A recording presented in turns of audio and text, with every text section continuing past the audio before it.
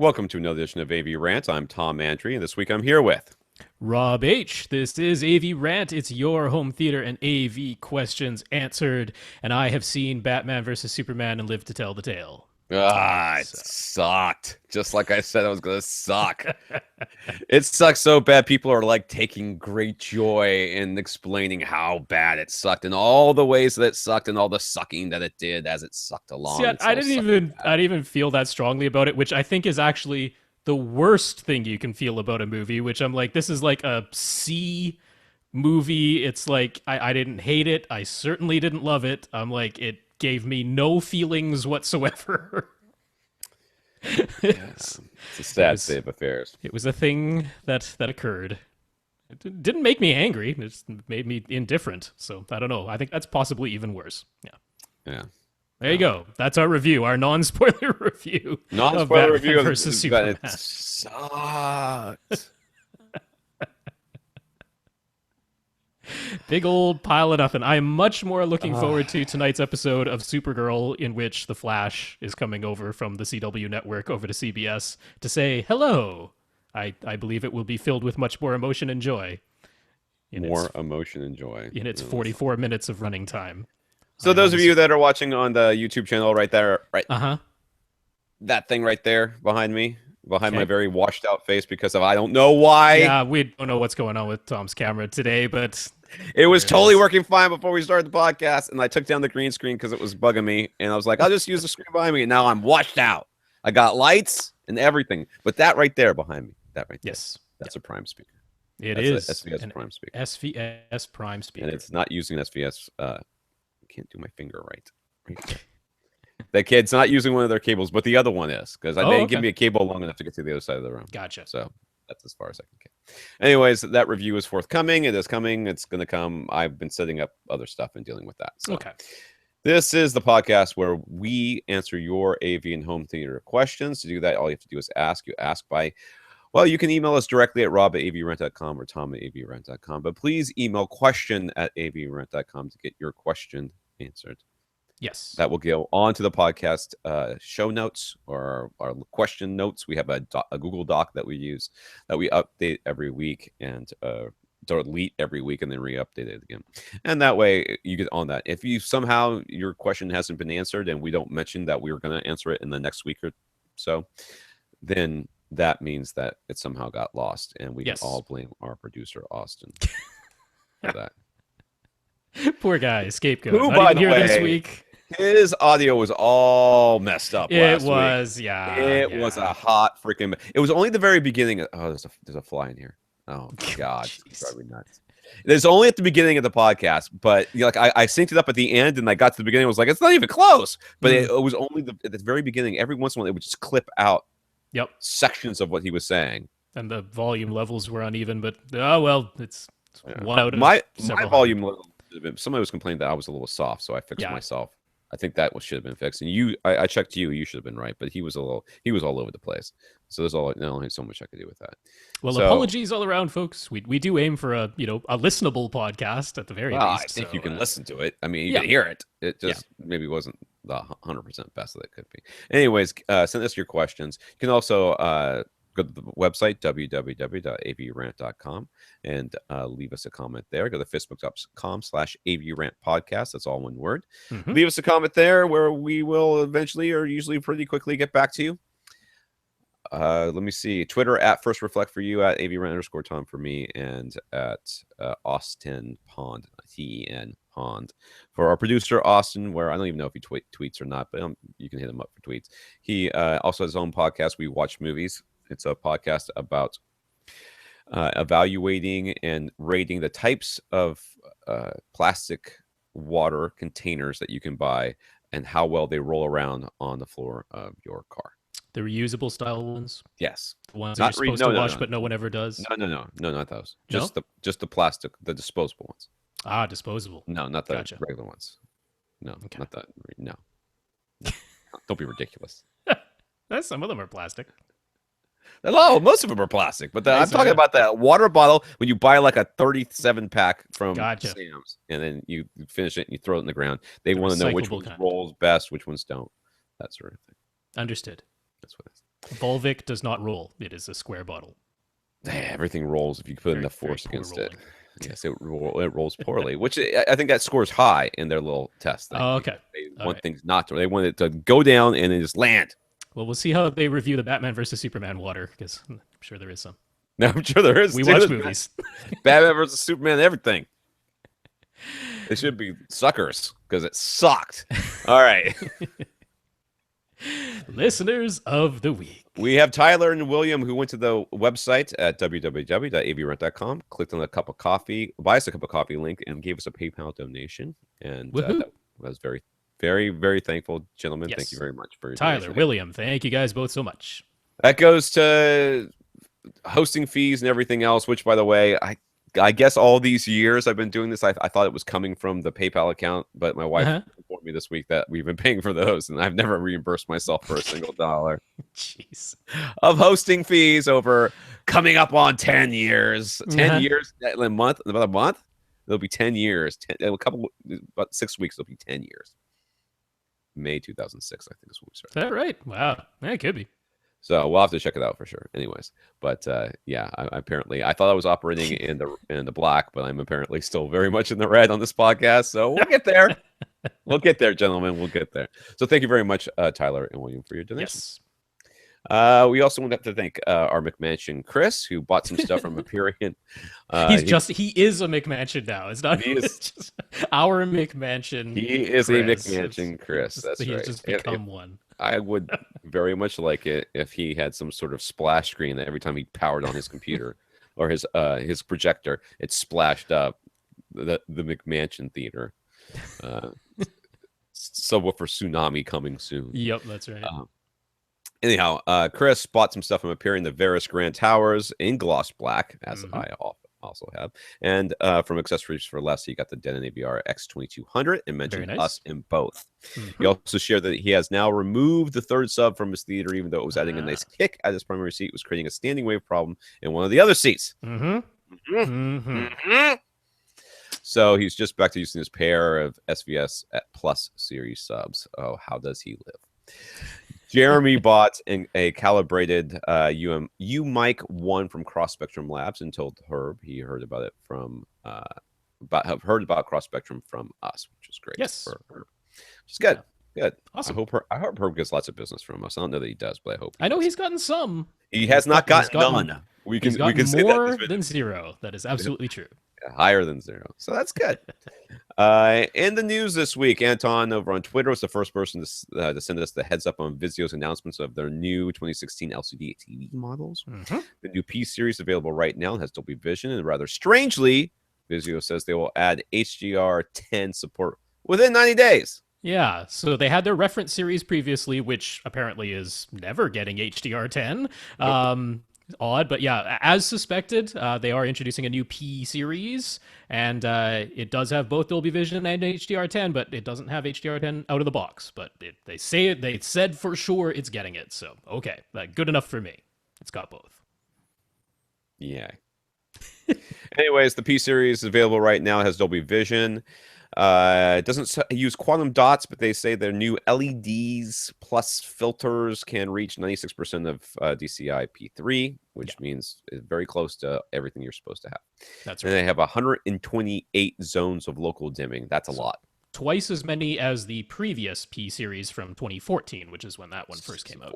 Yeah. So how much are these things going to be? Well, the 65-inch, which is always sort of the benchmark size I go by, is MSRP of $2,000. That's cool. So not too bad, really. You know, for 128, that's about as good as you're going to get for for that price. No, that's really quite reasonable. So you know, the Philips supposedly when they come out in July will be even a little bit less expensive, but these are definitely compared to like everyone else's offerings the least expensive. Not to mention having both HDR formats, which like nobody else has except for LG, and everyone who has seen the LG LCDs, not their OLEDs of course, which are way more expensive, but LG's LCDs, which are edge lit and IPS panels. And everyone's like, they do not have good black levels, the LGs. So, yeah, these Vizios looking promising. Looking promising. Vizio is more focused on their new SmartCast system, though. The display itself is just a monitor, truly a monitor, since they removed the tuner in all the new models. All the streaming apps and even the user menu is now accessible only via an included 6-inch Android tablet. How is this a good idea? Yeah, I'm a little bit leery of this. I mean, on the one hand, for, you know, probably a younger crowd, but people who like to do everything through their smartphone anyway, this is going to be fine. But for the crowd of people who aren't already comfortable using a tablet, it's like to force all of your commands to be done by a tablet. I'm like, wow, that's quite a learning curve. And I was looking through the manual, because they have the P series manual posted already, and it's like there is a lot of explanation about how to do very basic things because they realize this is quite a different way than most people have been used to. So they're using Google Cast with this, so you can also load a Vizio SmartCast app onto any of your phones or devices that you already have, so you don't have to use their 6-inch tablet, which surely Now the big downside of this is that currently Amazon Prime Video is not compatible with Google Cast. So since Amazon Prime is one of the ways that people are getting HDR content, it's like, well, it's not available on the Vizio. You know, previously it was because they had the apps built in just like everyone else, but now that they're completely under the Google Cast system, if and when, and probably it's a matter of when, Amazon releases a new app that is compatible with Google Cast, okay, it'll be there. Until then, you should actually still be able to do the workaround of using a Chrome browser to go to Amazon and watching stuff within the browser and then casting from the browser. But that's, of course, like a bigger hassle than just opening a dedicated app. So, yeah, that's one of the other side effects. The new M series and E series models have also been announced. The M series now has 64 local dimming zones and HDR 10 Dolby Vision, but the M series seems to lack the expanded color gamut offered by the P series. Plus, the included tablet is 720p of not something you're not going to use instead of 1080p of something you're not going to use and probably is going to break almost immediately. The E series has 12 zones of local dimming, and they're all 4K resolution now, but no HDR support. So 4K, 12 zones. Whatever.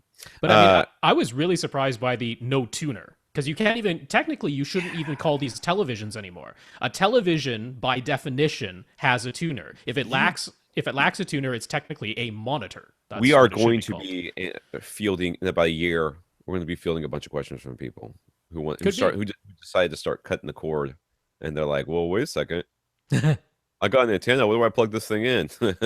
Gotta have an external tuner. You have to. Yeah, that's a huge hassle. It really is, because the internal tuners, however good or bad they may be, are generally okay. Yeah. So of course, this being Vizio, none of these have 3D, so you don't have to worry about that. But yeah, no, I mean, definitely the display itself, the actual LCD panel that you're getting, really nice specs on these and good prices. Yeah. So from that point of view, and as long as you're comfortable with the idea of doing all your setup using a tablet, not a because you can't even access a user menu on the TV itself. You can't use an infrared. It comes with little IR. It does. Yeah, it does. It comes with a little infrared remote with very basic control. Like basically just power on, power off, volume up, volume down. Like that's about it. That's all. It's got to have inputs. It's got to have input.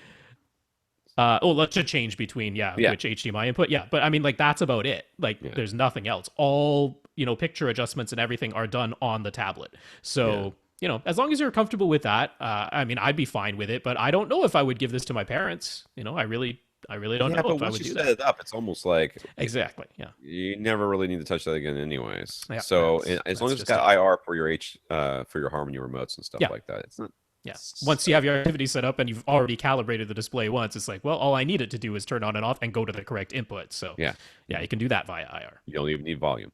All right. SVS has updated their customer bill of rights in an attempt to make provide a better description of their customer protection policies. So go check that out.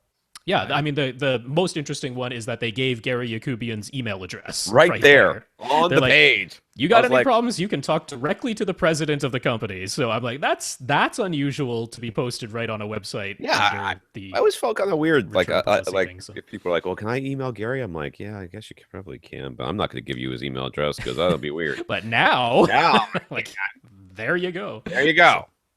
Yeah. Amazon released an official project on the GitHub to build your own Echo device with that Alexa thing using a Raspberry Pi 2 and a USB microphone. Unfortunately, you have to hit a button to make it listen, though. You can't just say, "Hey Alexa." Yeah. So, and actually, I was reading through to the end of the project, and you also have to hit a button when you are finished speaking. so just keep listening to you? Yeah, otherwise the microphone just stays open. So you have to hit a button, say what you want to say to Alexa, and then hit the button again to tell it to stop listening and actually do what you just said. So really? Oh, okay. So I mean, clearly they're aiming this because there's a whole bunch of, you have to write some of your own programming language and stuff like that too. So this is not like super entry level. You kind of got to know what you're doing, and clearly they're aiming it at developers who want a really inexpensive way to develop stuff for the Echo platform. And this gives them a way with a, how much is a Raspberry Pi 2 now? Like $30 or something like that. Dollars, I thought. So for like way under $100, if you're a developer, you can get in on this, and that would be fine pressing a button to listen and not listen because you're testing your program. So that's more or less what this is really aimed at. But hey, if you're like $99 for an Echo is too rich for my blood, and I want to build my own, and I'm willing to press a button every time, there you go, Raspberry Pi 2. Yeah, my Google phone, I said that the guy, one of our listeners, told me that I could set it up so that it'll listen for me to say, "Hey, I can't." Is it in the room? I don't think it's in the room. Good, because if it's in the room and I say, "Okay, Google," then I don't know. Has it been on for more than 6 hours? Because if so, your battery's already dead. That's the problem. Doesn't kill my battery that fast. That battery lasts all day on that phone. It's new. Anyways, it will kind of hear me say something close to it, and I'll hear it dinging like across the room. Like, stupid phone, won't shut up. But I should turn that off because it doesn't really work. I mean, I don't really need it because I have a swipe lock thing on it anyway. So, all right, comments from some of our listeners. Jonathan found a company you can have your ashes sent to after you die, and they will use them to press a vinyl record with 12 minutes per side of whatever audio you send them to put on it. Yep. Although they take no responsibility for copyrighted materials. I don't know how you can get away with doing that. I think you have to. Anyways, prices start at £3,000. Is that what that is? Pounds, or $4,200, which will get you up to 30 copies. The ad also accepts pets. I guess they really don't give a crap what ashes you send them, and will even distribute your album to reputable record stores worldwide if you want to gross people out all over the world with your ash records. I do like their name. Their name is And Vinyly. Get it? And Vinyly. It's a pun. I hope somebody in that company's name is Anne as well, because whatever. Whatever. Companies like this that do things like this always make me think, well, how do you know? How do you know that they actually did the thing that they said that they're going to do? There's no way of knowing that. That would be very difficult. Their website is atrocious to navigate and look at. It's all like Flash animated JavaScript stuff. It's terrible. But I mean, they fully admit they started the thing basically as a lark, and then they had enough people showing genuine interest in it. They're like, oh, I guess we just created a business out of what was essentially a joke. Whoops. So, okay, good on you. Didn't mean to do that. If you love vinyl that much. Yeah, why am I so washed out? I can't. It's too late now. I know it's too late. All right. Bill the Stumper has a suggestion for Wesley's volume mystery. Yeah. So he says to try a full factory reset on both the AV receiver and the cable box, and then rerun Audyssey. If he hasn't already, it solved Bill's weird double hit sub problem. So you never know. And if nothing else works, maybe some Impingo discs could help. Definitely not. However, Wesley has an update on this volume mystery. He changed the HDMI output setting of the cable box to stereo PCM, and so far the problem has not reoccurred. Right. All right. Seems to be that dialogue normalization signal I was talking about. So he's also certain it was not dying batteries in his URCMX 450 remote. Hey, dude, at this point we're just anything. We're throwing it against the wall to see if. I mean, anything that'll stick. As long as just this setting it to stereo output allows you to watch TV. Like that, okay, at least that's a workaround for the moment, right? At least you can sit down and watch some darn TV. So, okay, we've gotten that far. But Yeah, if that works, then it's like, well, it can't be the AV receiver because you can still turn on Dolby Pro Logic and get, pseudo surround sound. It's not Right. discrete surround sound, but you're turning the stereo signal into surround sound and it's not jumping volume. So how can it possibly be the receiver to blame? And the cable box is apparently capable of outputting some form of audio without the volume jumping. So, I mean, it's got to be something in the signal of the actual like television broadcast itself. It has to be. I don't know. I had somebody, I can't remember who it was, just sent me an email that said that it's just a receiver for sure.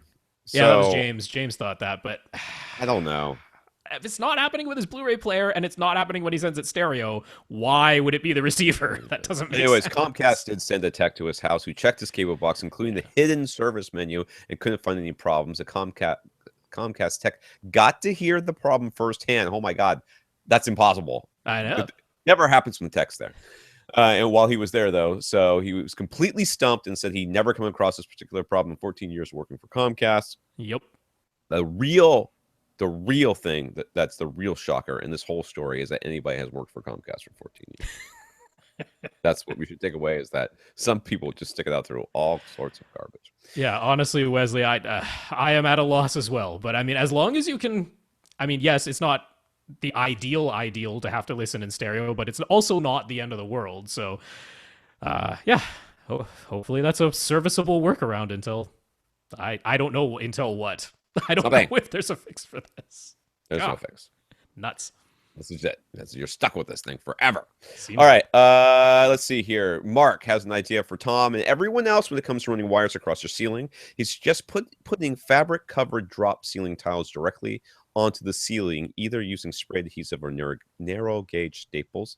The drop ceiling tiles provide just enough depth to hide any wires you are running across the ceiling without sacrificing a lot of head clearance. And the fabric provides camouflage or decoration. Yep. And he did provide a pic. Now, I want to let people know that if you send your pics in, we are assuming that you're letting us use it for the podcast, which means that we are going to be using it for the podcast, whether you like it or not. Oh, man. Well, we do a better job of warning people from now on, but we will. I am warning you. You have been warned. And here comes the picture of the drop ceiling right there. Look at us all fancy on YouTube.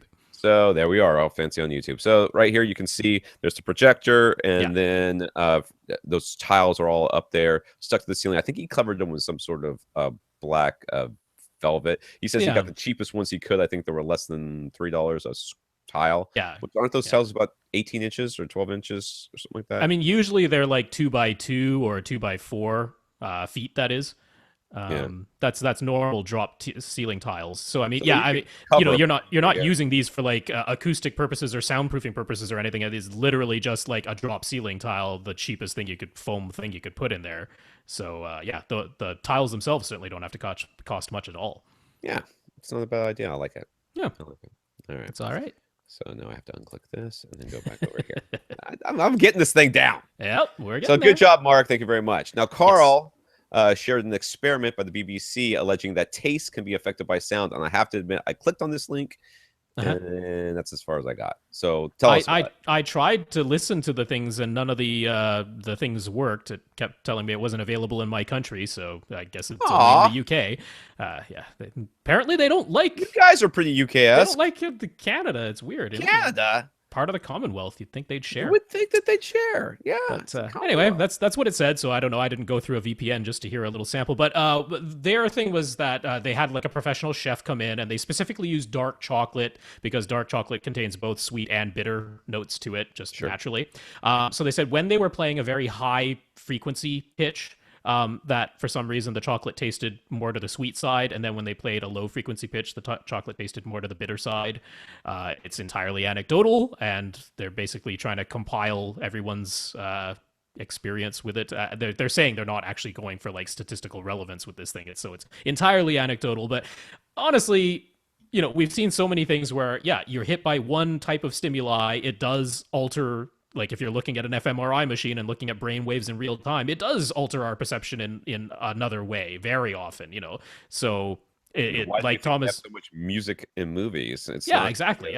It helps gear your body up to feel what it is that you're expected to feel during this. What you hear can alter what you think you see. What you see can alter what you think you hear. So I am not surprised that what you hear or see could alter what you think you taste.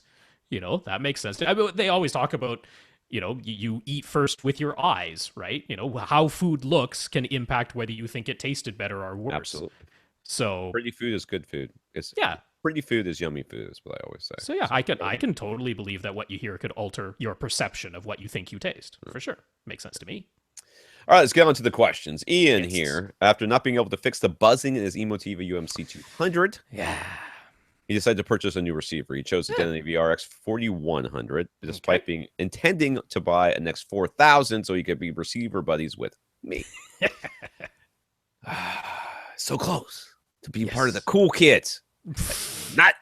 But anyways, accessories for less. Their marketing made it so easy to upgrade to the 4100 for only the extra $100, so he couldn't resist. Anyways, this will mean he now has to rerun Audyssey. He knows to focus measurements on and around the prime seat, but wonders if there are some seats he should be sure to not measure. The seats with the biggest question marks are the far left and far right of the front row. Are these locations too extreme, and so measuring them would only harm the prime seat experience? We talked about that with Chris a little bit when he was on the podcast, and basically, yes, it can, but it depends on how far out they are. Think about it this way: if they're between the two main speakers and you expect them to have some sort of decent stereo imaging, I think it's sort of okay to measure them. I don't know that I'd put much stock in it, or I don't know that I would go through the hassle of doing it, to be honest with you.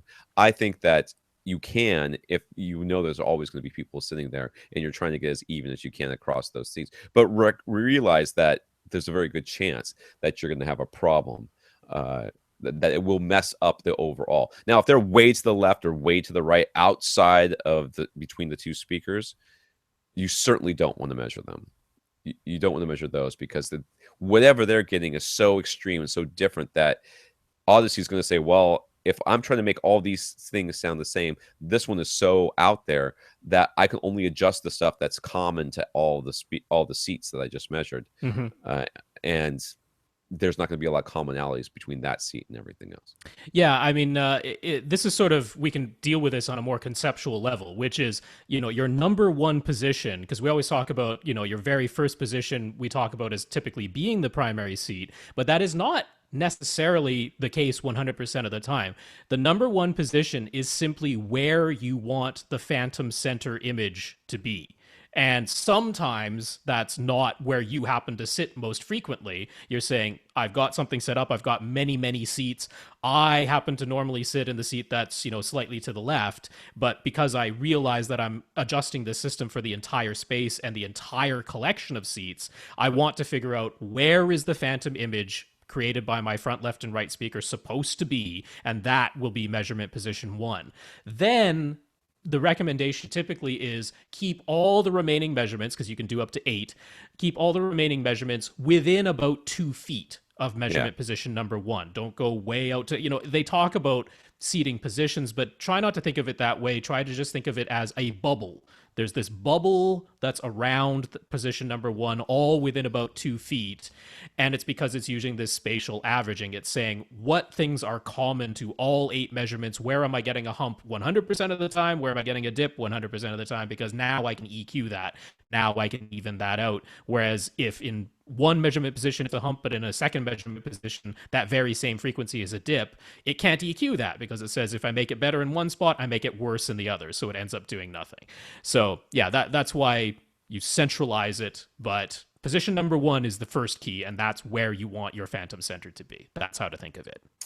Yeah, so why do we have an image of his room? Are we supposed to talk about that? Well, he had updated his room because previously he was one of the folks who'd written in before asking about using 2 side surround speakers on each side because he has more than 1 row of seats, and he sort of altered his seating setup. So now he has a couch in back with a couple of seats on either side of that couch, and then 2 love seats in front of that couch, and then he's got other seats sprinkled around the room as well. So we can see that now on the that's the diagram. diagram there, which is backwards for me because of the way this thing works. And I Yeah. don't know. I have to go look at it over here. So basically, the elevated couch is his prime seat. Is that Well, his that's just prime it. I seat? mean, that's one of the questions, right? Like, is dead center of that couch in the second row, is that your primary seat? But more importantly, is that the point where you want the phantom center to be created? You know, maybe he typically sits on one of the front seats, right? And so you don't necessarily want to make the place where you sit the most frequently your measurement position number one, because that might end up being over to the left of your room, which doesn't make sense when the rest of your system is set up, you know, centralized within the room. So, you know, the center point of this entire listening area should be like, you know, straight ahead of your center speaker, directly in between, equidistant from your front left and right speakers. So you might discover that, you know, position number one is in front of the middle of the couch, right? Right. Where there is no Kind of physical right seat underneath at the all. projector is basically. Yeah, exactly. You know, that might actually be where, if you look at the whole space, where you're thinking to yourself, oh, that's where it should actually be creating the phantom center. So if And we look at the then back of the go room, there's around two that. couches in the back. There's recliners to the Yeah. left and right of the main of that couch, and then Yeah. there's a couch on the front, I guess, left wall was what that would be. The Yeah, it front would left be. Yeah. wall. Yeah. And you would not want to take any measurements there. Definitely not. Not up against None a of them. wall, way up close. Yeah, that makes no But sense. well, if it were me, what I would probably do is take the measurements kind of right in front of the 12, or you know, the middle of the 12-foot couch, I guess, on the elevated platform. Yeah. Yeah. Or right in front of it would be my first one, and then kind of around that. Yeah. All within about 2 feet of that first spot. That's what I would do. Yep. Okay. Press the buttons. Hold on. Finding his way back. I'm getting there, and we're back. Okay, so that's cool. That's interesting little side note there. Mhm. He currently has his mains towed in about 20 degrees. He didn't really test this as much as just do it because it seemed right. He's like, I'll probably tow him in like this. Sure. Yeah. Can we go over the process of determining proper towing? Is it even something he should do at all? Mhm. And with the general pros and cons of towing. Well, the general pros of towing is that you get good stereo imaging, and the con is that you don't if you don't have it right. It depends. Yeah. It depends on your speaker. Yes. Some speakers don't need, like Atlantic Technology speakers. Who was their designer? Was it Vance Dixon? Yeah, Vance Dickinson. His speakers have such good off-axis response and very wide off-axis response Mhm. that his speakers, you can sit there and I've had somebody do this. I've been sitting at the prime seat. Somebody goes over to the wall, grabs the front left or right speaker, which is at this point pointing straight out, and they slowly rotate it towards me. I'm like, nope, sounds the same, and they slowly rotate it around. I mean, they just sounds really even across everything. Right. Not all speakers are like that. Definitely not. The speakers I was talking about, the Jansen speakers, the A1.1s. Those, of course, you needed to have some toe in. The prime speakers, when I reset them up for the new screen, I had them pointed straight out, and I was like, and I got to some 2-channel source, and my receiver is, or at least the Xbox is putting out 5.1 stereo. Sure. So which means that if it's 2-channel, I just get 2 channels. It doesn't matrix it out. Yeah. And I was like, oh, something's weird. And I walked up to the front, towed them in about, I would say about 20 degrees, maybe 15 degrees. And suddenly, boom, I got a nice rock solid, center image. So it just depends on where your placement is and everything else. But how to do it, it's easy as pie. Start them off facing straight out. Get your list. I mean, you can do weird pink noise crap, but really you don't have to do that. 2-channel stereo, something with a vocal that's coming directly from the middle, from the center there. And face your speaker straight out. Do you have a good center image? No? Well, then tow your speakers in all the way towards you. You might do this anyways. This is what I would do. Face them directly towards you. Do you have a good center image? Okay, if you don't at this point, then something's wrong with your speakers. You probably have one wired out of the face. That's probably what's going on. But so then at that point, very easily, you start moving your head around. Well, do I still have a good center image when I'm 3 inches to one side or 3 inches to the other? Do I move over a seat? Do I still have a good center image? That sort of thing. And then you want to just slowly tow them back out until you get the widest possible center image. Right. For in between those speakers, whatever that might be. And it might be they're straight out. It might be that they're almost all the way towards you, and that just tells you something about the dispersion of your speakers. Yeah. And you do this so that you get that nice center image that you're looking for. Yeah. Now I can give you the pink noise method that Tom alluded to, which is a little bit more convoluted. I am 100% behind Tom's method of doing this. However, if you have a center speaker and you're always using surround sound, so even when it's 2-channel stereo, you're always using an upmixing mode, and therefore that center image will always be anchored by the physical center speaker itself. The other method of doing this is you play pink noise through one speaker at a time, your left and right front speakers. So play it just to the front left and then just to the front right. And you yourself physically get right up close to the speaker and get your ears right at the same height as the tweeter, and start yourself dead facing the speaker straight ahead, right on axis. Listen to that pink noise, and then you physically move slowly to the left, slowly to the right, slowly up, slowly down if you want to, but for Towin, we're only caring about left and right. And you will find that as you move yourself around to the left and to the right, you'll hear a spot where the pink noise changes in tone. It changes audibly in timbre. Sometimes it's a gradual change. Sometimes it's quite a stark change. You move 1 degree over and there's like a really obvious change. It depends on the speaker. Excuse me. But once you do that, you can basically draw a triangle going from the back of the speaker, the point at the back of the speaker, and then the triangle aiming out, and you'll have this sort of triangle or cone shape, which is the dispersion of the speaker, how wide the dispersion is, where the sound remains even in tone playing that pink noise. Once you have that triangle sort of figured out on your speaker, now you can try and get as many of the seats as you care about to fit within that triangle, to fit within that cone, because that means they're all getting hit with direct sound that more or less has the same tone and timbre, as far as the sound that's making a direct line from the speaker to the ears of anyone sitting in those seats. So if you have a really huge seating area like Ian does, it might not be possible to get all of the seats within that cone, but at least get the seats that you care about within that cone, and it should work out. So 2 methods, but Tom's is probably better. Yes, I'm still trying to figure out why I'm so washed out. All right. Bill on Facebook is moving into a new house and starting his AV system from scratch. We missed one from Ian. Sorry, he was asking about because now that he has Audyssey Oh, XT32, yes. he's got like all of the Audyssey technologies, and there are many of them. So we have mentioned in the past, some of them we recommend keeping off, and some of them we recommend keeping on. So no, he's asking about the various flavors of Audyssey. So well, he's that talking was about like the 2-chan, whatever the one is, the 2EQ. 2EQ, that's the one. Yeah, I don't think that's quite what he meant, because the image that he sent was of all the various technologies. Oh, okay. So all the Dolby, dynamics. I mean, not Dolby. We like dynamic EQ, but we don't like dynamic volume. That's right. Yeah, that's basically it. And I can never come up with an excuse for why, or a reason or explanation for why I would want to have whatever that subwoofer one is that makes your subwoofers less loud. The low frequency containment, the LFC. That just sounds like a horrible idea.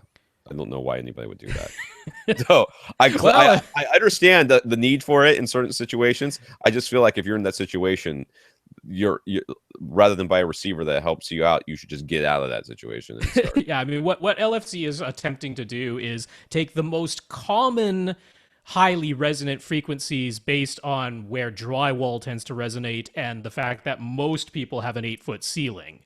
And it takes those 2 factors and it basically just puts a notch filter at those couple of frequencies, which end up being like 65 and 125 or something like that.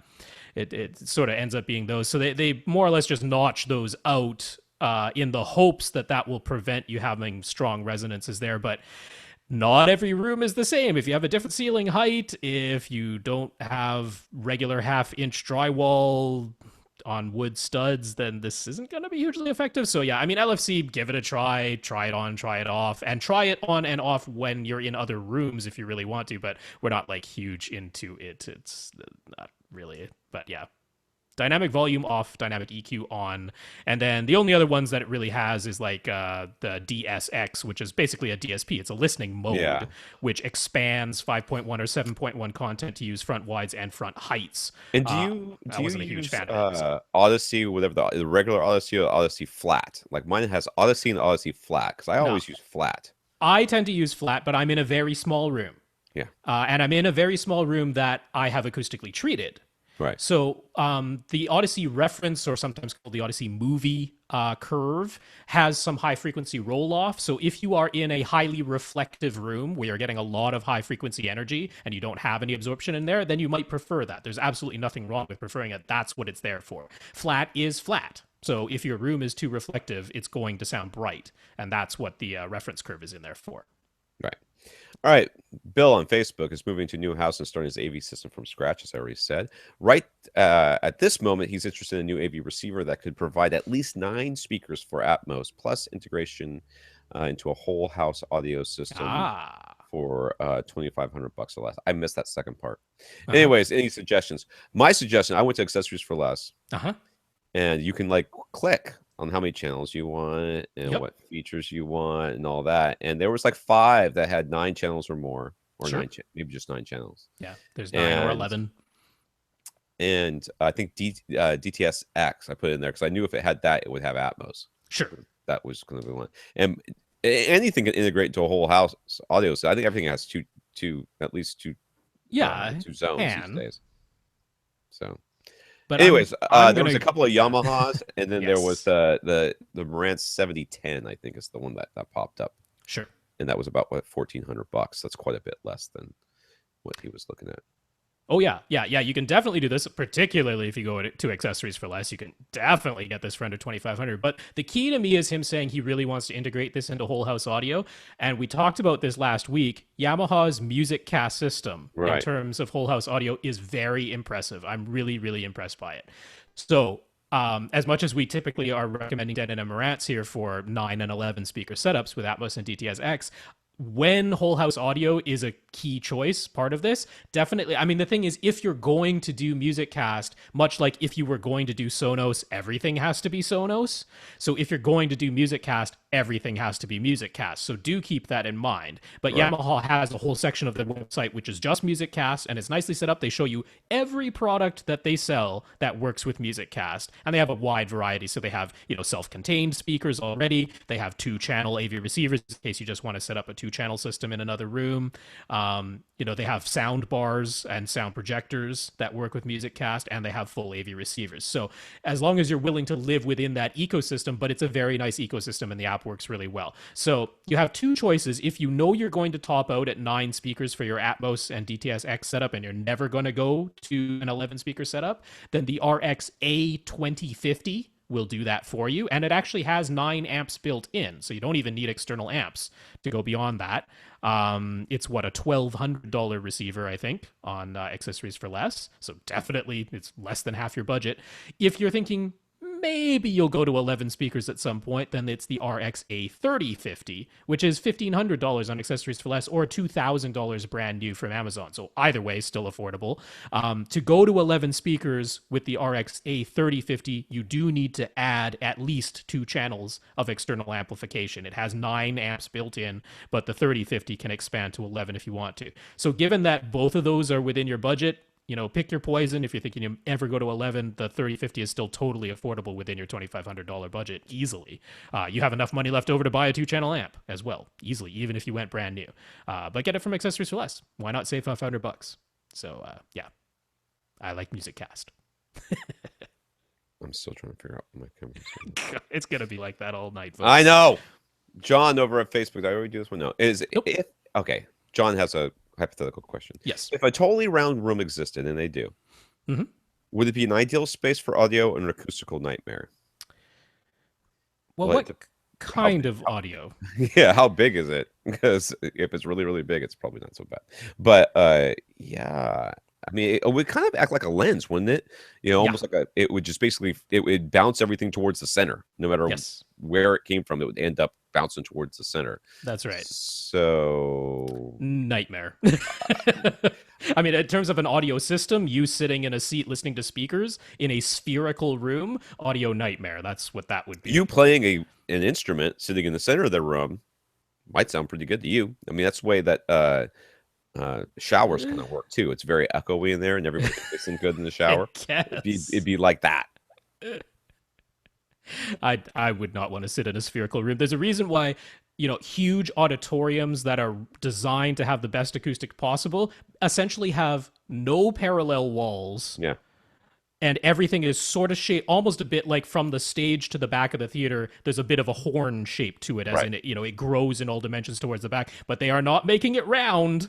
Well, they In fact, sometimes do with amphitheaters outside, and that's to focus the sound that bounces off the back wall yeah, out, yeah. back, forward. But they don't want it to come back at them. Yeah, they don't have a similar round hemisphere at the back of the amphitheater. No, It's they just just want it to open. go away. Yeah. Please get out of here. Yeah, so no, you do not want to sit in a sphere, not for No, audio listening. not for audio listening. It would be a nightmare. It would be. Yeah, I mean, in very key ways, it's an ideal space for a specific thing, which is having all the audio focused to the center point of that room. That's with the what caveat being that this article was written long before we knew all the stuff that we know about subwoofers and subwoofer placement now. There is an article on Audioholics someplace, and I didn't write it, and I don't know who did, about a guy who I think he was I don't know if he was a designer or just an installer, but he was working with a octagonal room Okay. and some of the things that he had to do to try to make that room sound good.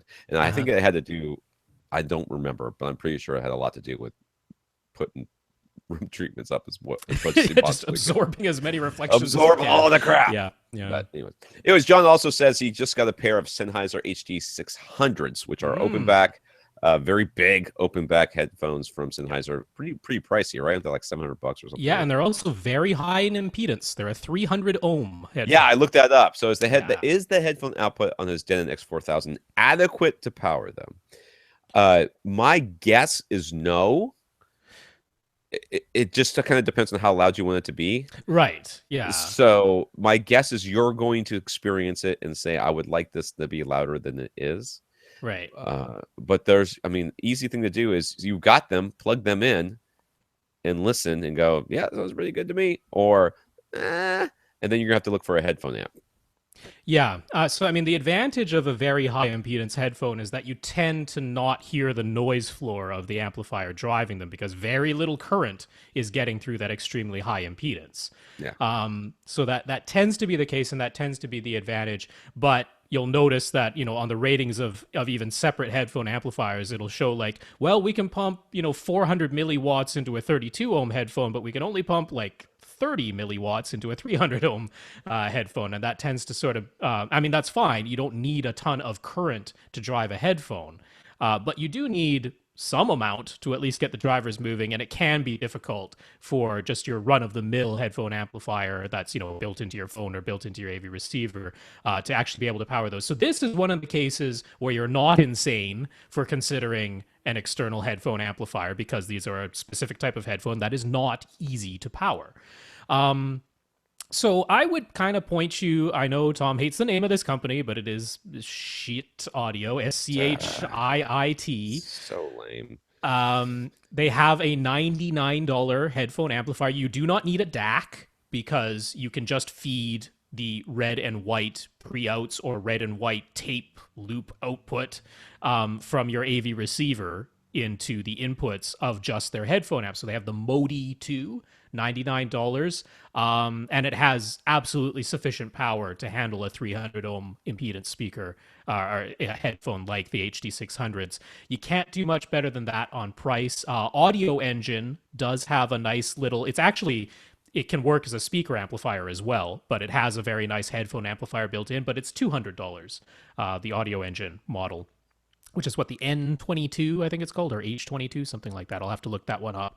But those, for a setup that isn't mobile, you're not looking to make this portable because you're plugging it into your AV receiver. But either of those would kind of be the way I would lean. But I'd lean towards the $99 one because it's completely adequate for what you want to do, and it will most likely allow you to play those HD600s louder than what the X4000 could do with its own built-in headphone amp. So could be worth it. Yeah. If you really want to go high end, I guess you could look at the Oppo. So that's $1,100 or something. That's I know, insane. but I'm just, or we know a guy who's probably going to have one for sale if they ever ship it to him. We can hook you up with that, dude. The Audio Engine is the N22. I was correct on that, but it's $200 for that, and the Modi from Schiit Audio is only $100. So I'd point you there. I'm going to put a ban on just recommending them on general principle.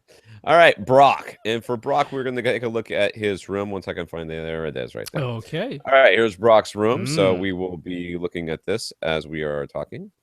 And okay.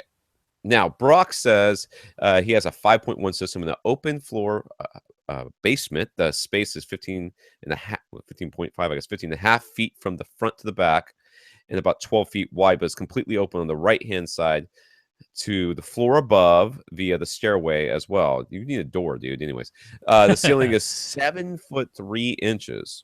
Okay. Not too bad for a... No, for a basement, that's perfectly reasonable.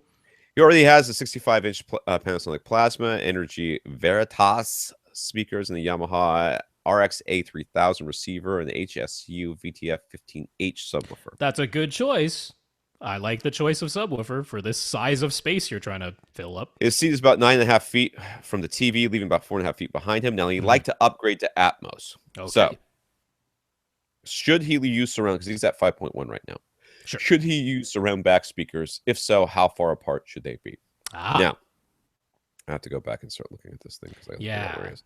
Yeah. All right. This So this is an interesting one. I've got some ideas on this. Yeah, so he's facing it. He's got like a little alcove to his left, as you can see in the image here. The subwoofer is sitting in that alcove as well, and then it's completely open to the other side. And there is the stairway. So I guess you'd have to, there's got to be a door at the top of the stairway, though, right? He does. He says no. He says it's open to the floor above via that stairway. So there's no door at the top. I don't know. No door. From what he wrote, that's what I am assuming. All right. Seems like there should be a door there. So, based on what he's got here, wow. So should he use surround back speakers? You could. Yeah, you definitely could. Not. I mean, we're going to say for an Atmos setup, you want one pair of speakers somewhere behind you. Yes. Right?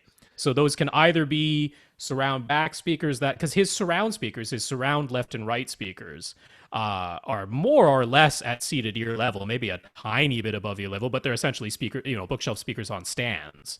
Yes. So they're more or less at ear level. Now you have the option, you could have your surround back speakers more or less at ear level, just like your surrounds. But he's also got that back wall more or less open to wall mount speakers. I'd elevate them a bit so that at least they're clearing the back of your chair. At the very least, have a clear line of sight from surround backs to your head.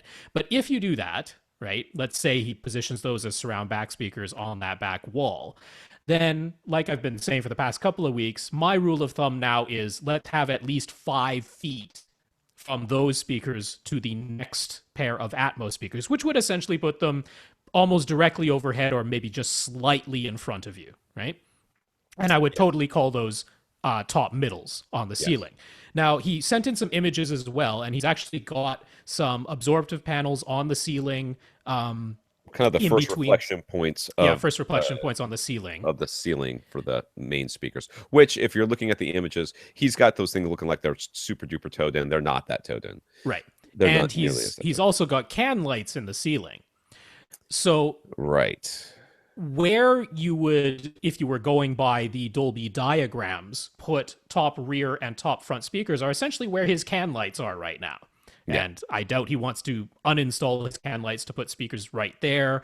And it would be kind of a shame to have to take down the absorption that he's got up there, although certainly not the end of the world to do so. But I'm actually thinking, if you went with surround backs, like we just mentioned, top middles, which are either directly overhead or just slightly in front of you, first of all, you could stop there. You could stop right there at a 7 point, I would say get a second sub, but 7.2.2 system, right? And I think that would give you a very nice effect. You'd have one pair of speakers behind you. You'd have one pair of speakers more or less directly overhead to give you those nice direct overhead sounds.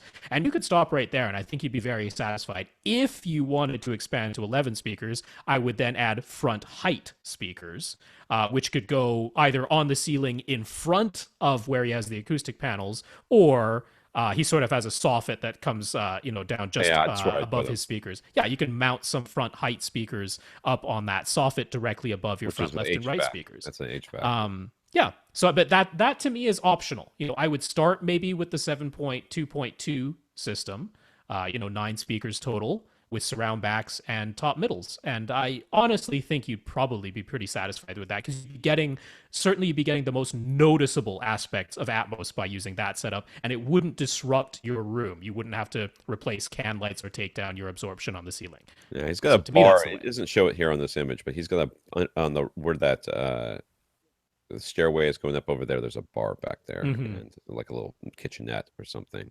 It's got a microwave and a wine rack and stuff. So Mm-hmm. nice. Um, let's talk about your fact that you only have one sub. Let's just go ahead and talk about that and get it out there. You could take and put one sub near your front right speaker. Move the sub you have there to your front right speaker, and maybe your second sub, put it almost like a stand for your surround speaker that you've got over there. Mm. And that's going to be sort of, from what I can gauge, as close as you're going to get to midpoint. You might even cheat that subwoofer back a little bit further down the hall, depending on how close that is. Yeah. Yeah, I That's mean sort of, it's unlikely that you're getting uniform bass across your what looks like four seats right now. yeah, That's unlikely. Although in a space like this, especially if you do not have a door at the top of the stairs and it is open all the way upstairs, then it's very difficult to say where positioning two subs is actually going to give you the most uniform bass. It would essentially be a lot of trial and error. yeah. But you can improve upon what I am sure is seat to seat variation right now. You can improve upon that by having a second sub. Yeah, so Yes, I agree with be that. some trial and error. Yeah, and it's got a nice little setup here. I don't think there's anything Yeah, to yeah, complain about. That's for sure. yeah. All right, what else we got here? He was asking about in ceiling Atmos speakers. He's a little concerned that his ceiling height is under 8 feet. And he's like, he doesn't want hot spotting, where if you're sitting in one seat, it sounds like really obvious that the speaker's directly above you. I don't He's think I have to asking, worry should about he, that. since he has, since his You seats, really think that the extra 9 inches or is going to make all that much difference? Yeah, because you're what, 7'3", right? Most yeah, ceilings are 8-foot yeah, ceilings. yeah. I am not concerned about hot spotting. No, I mean, You're not getting a ton of sound up there anyways. So, yeah, no, frankly, I'd go for wide dispersion, circular in ceiling speakers. Yeah, I mean, Energy has in ceiling speakers that are just your traditional round in ceiling wide dispersion speakers. That would be totally fine. And for top middles, it's actually nice when you can locate them because that's half the fun is being like, oh, that sound came from directly above me. That's kind of cool. Haven't heard that before. So that's half the fun. I think he's wondering since he has like four seats and his entire four-seat seating area is wider than the spread between his front left and right speakers. He's like, should he sort of stray from Dolby's recommendation of having the front left and right speakers be the same width apart as your top middle speakers, which are also the same width apart as your surround back speakers? They make a straight line from the front of the room to the back of the room. They're all in line with each honestly, other. I don't know why his speakers are so tight in on that TV. I mean, Well, why? I think it's to fit within the sort of dimensions of the room. He's got this soffit above, this alcove to the left, this hallway to the right, so it's all kind of Oh, contained. I'm just saying it's in a freaking alcove. Why doesn't he just scoot those speakers out like 8 inches, 12 inches each? I mean, he's got weights to one side. You guys can't see this because of the image that he sent Yeah, us, but he's clearly got 2 feet, 3 feet on each side of these speakers to the sure. side of the alcove. He could scoot those out a little bit further and make that center image a little bit bigger. That's true. I Yeah. don't see why you couldn't do that.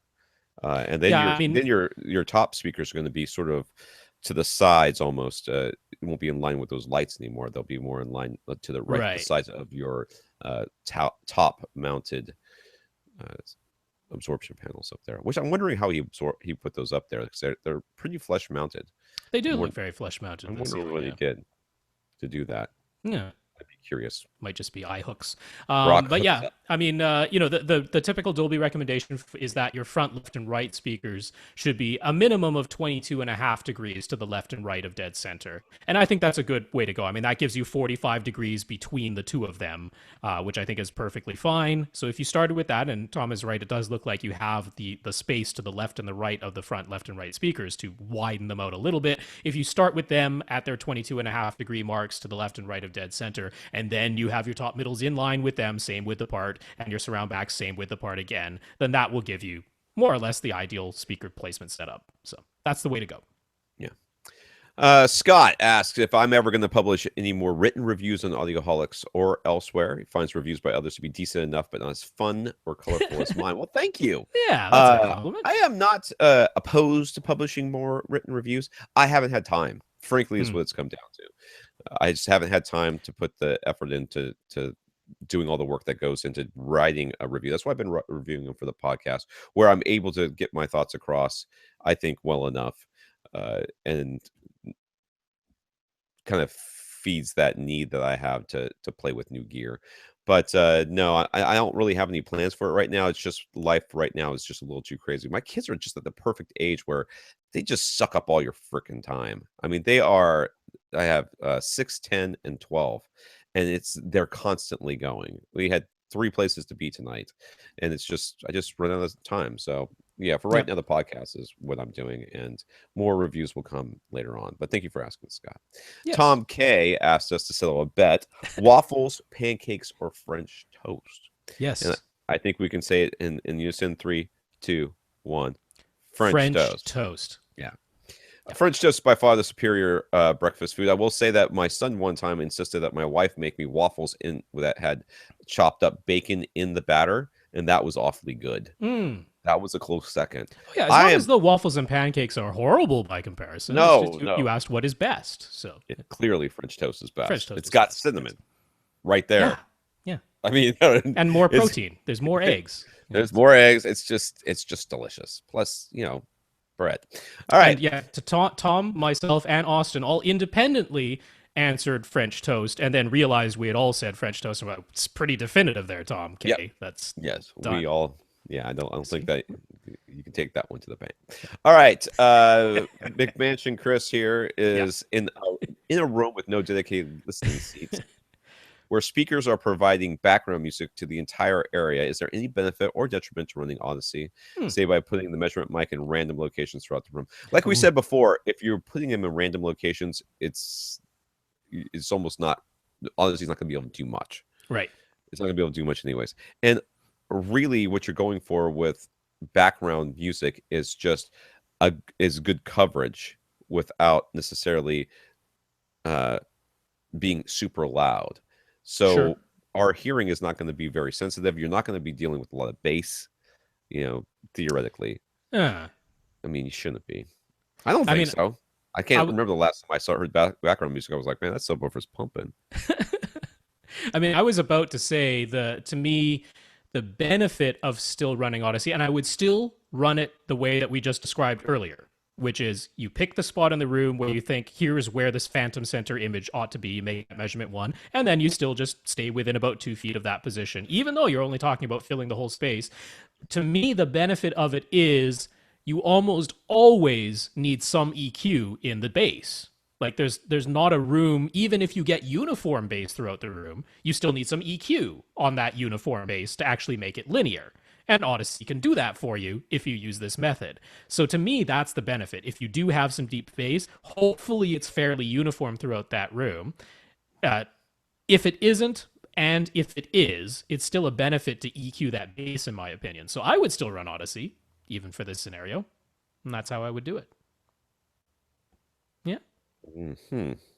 I don't know. You seem like maybe you disagree, I or you're just just fiddling with your camera. I am no, I'm not. Now I'm because I didn't get this far down the questions because I was Ah, okay. busy fiddling with my camera before, and now Yes. I'm looking ahead trying to figure out how I'm going to answer this next question. But fine, you can do it. And Rob's not wrong.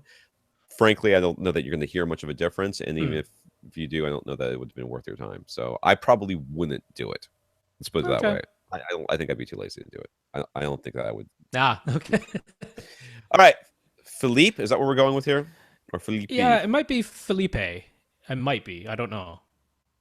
We're going with Philippe. It might be Philippe Felipe. has a B and Felipe. K reference 727. 7250. Let's go with 7250, I guess. Yeah. So 7 channels, 250 watts. I imagine is what that means. Amplifier powering 5 of the 7 channels of a 7.2 system, or at least it was until 2 of the channels stopped working. Ah. So it's Three not a channel. 7 channel.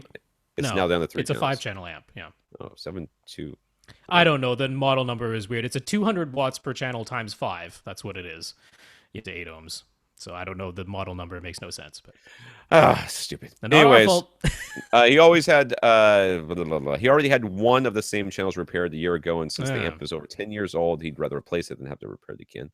His 5 main speakers are all PSB Stratus series, with the left and right mains being the Stratus Gold Yeah, they're Eye. like gold with a little eye. It's like a super script eye in the official name.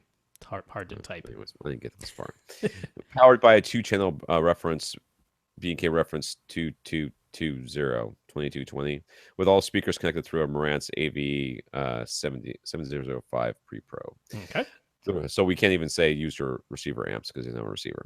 That's the right. room and the space open to a total of 90,000 cubic No, feet. 9,000, not 90. That says 90. Oh, it does say 9. There There's are an extra 4 zeros after that 9. That's 90,000 cubic feet. Philippe has finally found. Chris has finally found this match. 90,000 cubic feet. I'm quite certain that's supposed to be 9,000. 90,000. Which is still 9,000 is still a big space. That is still a lot of space. 90,000. Woo. Woo. All right. I do have a picture of this. Whatever he's got going on here. There's something. No, I did not. I have it. I have it to look at, but I didn't post it so that we could see it on the thing. Anyways, let's see here. Should he continue to use a stereo amp for the mains and buy a new 5-channel amp or buy a new 7-channel amp to handle everything? In either case, what amps do we recommend to pair with this PSP? Is the Marantz Pre-Pro good power and as low a noise floor as possible? Are main concerns. I don't see any reason to get rid of the 2-channel amp.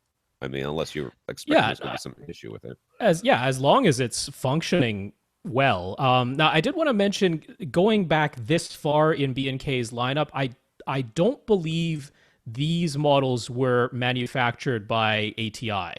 Because just looking at the photos of the internals of these amps, because once they got to a time when they were naming the models like 200.7 or 200.5, those ones were all made by ATI, and they used the modular system where you could slide a module in and out of the back, and everything was sort of in a line, and they had the 2 gigantic toroidal transformers at the front, just like all ATI amps do.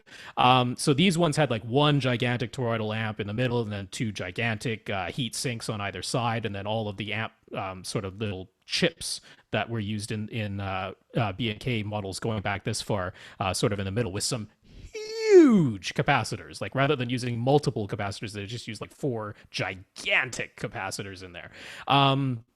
Yeah, I mean, B&K in general, for as long as they've been around, has been a pretty reliable brand. It's a real shame that you've been having problems with your 5-channel amp, and I can understand saying, hey, I already got it repaired once and then it broke again, so I'm not too hype on paying to repair it again, because I'm sure it's out of warranty at this point.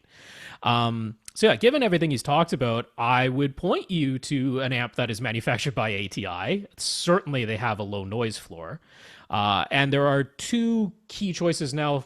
There's the Monoprice. They're a Monolith 7, which is actually a 7-channel amplifier, but it's $1,500, which is the least expensive out there for a 200 watt per channel times 7 manufactured by ATI amplifier. The thing is, I don't know when that thing is shipping. I mean, they've got it up on Monoprice's website. It still says, as far as I know, coming soon. So I don't know if it's on a boat right now, on its way over, or if it's still being manufactured in a factory somewhere. They've got an ETA right now of April 8th. So let's hope that we can take them at their word. But it is a single-ended. It does not have any XLR inputs. It does not have balanced inputs whatsoever, but it is certainly the least expensive option for getting you a whole lot of watts, the same watts you have right now, 200 watts per channel, but made by ATI. So if you're okay with single-ended and 7 channels, $1,500. If you're not, and you want to get something right away right now, I'd point you over to Outlaw Audio. So Outlaw, they do have a balanced one. It's their model 7700. That's, again, 7 channels, 200 watts per channel, but with balanced inputs. So that is a rock-solid amp, but you're looking at $2,150 for that one. So, it's... he never said how much he wanted to spend. Right? Yeah, he didn't give us the budget that he's looking to spend. But, I mean, again, I'm thinking within the realm. So, yeah. Okay. Yeah, Ray Coronado chimed in saying that since B&K is now wholly owned by ATI, even though this wasn't a model that was made by them, ATI is a great company service-wise, so it wouldn't be the end of the world to get in touch with ATI directly and see if they're willing to help you out. But yeah, anyway, we've answered the question directly and given that tidbit too, so all right. Some options for you. Yeah. Okay, I'm sorry. He's happy with his PSP speakers except the center, which is a PSP Strata C6 little I, or maybe superscript I. I don't know. Superscript I am. C6. I don't know. He says it's always sounded kind of flat, no matter how much he feels with the settings. What center Mm-hmm. speakers should he audition that he might find less flat sounding that would pair well with his other PSP speakers? I ideally like something with approximately the same dimensions as the PSP for shelf space reasons. Okay. So I want to look at this is Philip Berry. I want to Yeah. look at his thing because I'm wondering if the why is It's his an speaker odd center speaker. It is a dual tweeter a dual design. what? A dual tweeter design. It has two It tweeters, is? two It has identical tweeters. And I looked at the specs, and it is not a case where one of those tweeters is being used as a mid-range, or it's a cascading thing where one is handling only the highest. And nope, it's two tweeters. That's what it is. So I'm not super shocked that this thing sounds a little weird, because you're going to have some weird wave cancellation stuff going on when you're dealing with very high frequencies that have very short little wavelengths, and you have two sources playing those things side by side. You're going to get weird cancellations and stuff. That's just going to happen. So honestly, we have our recommendations that we always talk about. RBH, it's rare that you can get an RBH center speaker and not have it blend in well with the rest of your speakers. If you go to emptech.com, which is entirely owned by RBH, they have their MC series. It's the RBH MC series, which, much like these PSP speakers, uses like all aluminum drivers, if you think that's important whatsoever. But they have their MC, I think it's the 616 Yeah. is the center speaker design. I believe it's $600 for that model. But one I would kind of point you toward is Paradigm in their current monitor series. I actually kind of just from a design standpoint, I like having the dedicated mid-range driver with the tweeter above it. And then flanked by two woofers. It's also nearly identical, the same dimensions. The Monitor Center 3 is the one I'm talking about. So the Paradigm Monitor Center 3, again, all aluminum drivers except for the two woofers, which are polypropylene, but exact same cabinet dimensions. It'll slot right in where your current PSP goes. And the thing is, Paradigm and PSB are both Canadian speaker manufacturers that have tuned their sound based on all the NRC research. They have that quote-unquote Canadian sound. So in terms of timbre matching, it's a likelihood. They use very similar drivers, and this Paradigm Monitor Center has a way better driver layout, in my opinion, and the dimensions fit perfectly. So I think that's kind of a front runner, to be honest. And it's $700, but that's Canadian, so it's probably cheaper in the States. So I'm guessing that's a half-decent choice for you, to be honest. I wonder how much this because there is a PSP center channel, the Imagine C3, sure, which doesn't have the stupid tweeter design. Yeah. I didn't realize. I thought when I followed one of the links, I ended up at the Paradigm and didn't read it closely. It was like, well, it looks like a perfectly reasonable center channel. So I thought maybe it was a placement issue, and it was how it was inside. Because if you take a speaker and put it inside of a cabinet when it's not really meant to be put inside a cabinet, you can have real issues, or a poorly designed speaker, or just you have it pushed too far back. Like my mom used to take their speakers that were on their top of their little entertainment center, and every time my dad was out of the room, she'd take a broom and she'd just push them as far back as she could so she couldn't see the speakers. I'm like, well, you can't anyways, but that center channel that he's got has got two front ports. So it's clearly meant to be put in this sort of environment. But the Imagine C3 center, I'm not sure how well that would match with what he's got I mean, now. certainly it makes sense to thinking about another PSB speaker. The timbre match is likely to be very good. Although the Imagine C3, which is a really nice design, but it's a $2,000 speaker now. Is that what it is? That's what I was trying to look for. I'm like, so it's well more expensive than either of the other options that I mentioned from either RBH or Paradigm.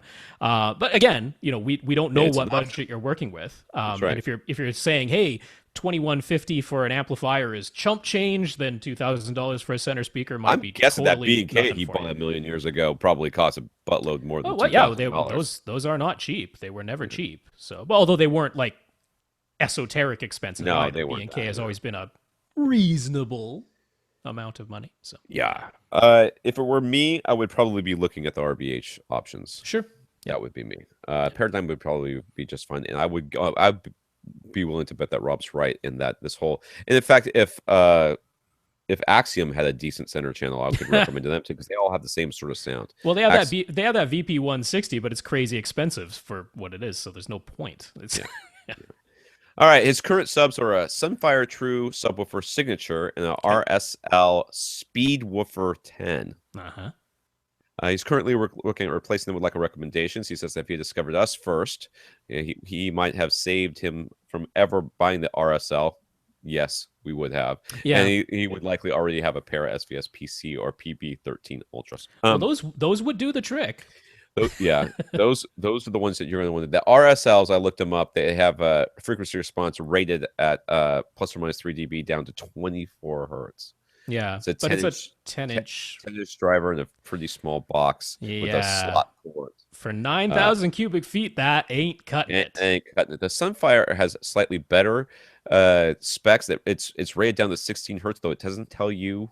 Oh, that's all in room. All Sunfire specs are always in room. Well, it doesn't tell you like what volume or anything. It says the maximum SPL. This is with room gain is like a 116 dB. So you put it in a corner and put the microphone 3 feet away. Yeah, no kidding. You get a bunch of gain. Yeah. So I mean, the thing is, I'm not like the specs here is 13.5 a cube, a 13.5-inch cube, and it's only 53 pounds. I say only like that's not that much, but considering what you would expect for something that could fill up 90,000 cubic feet, like we're wanting this thing to do, this thing would have to weigh well into 3 figures before I would guess it had a strong enough magnet or enough amplifier power to do what it has to do. I don't usually weigh my products to see whether or not they're, but this is when you have a sealed subwoofer like this Sunfire is, that's what you would expect. So yes, I don't think either one of these subs are doing it for you. Clearly, we're going to say the word. Well, if you're already looking at the SVSs, have at it. But HSU, Power Sound Audio, these. And rhythmic would definitely go in here as well. Yeah. Those are the ones you're going to be looking for your value. Yeah. If you're looking for something a little bit prettier, or with, some of those power sound audios can be dressed up very nice. They have some nice finish options available.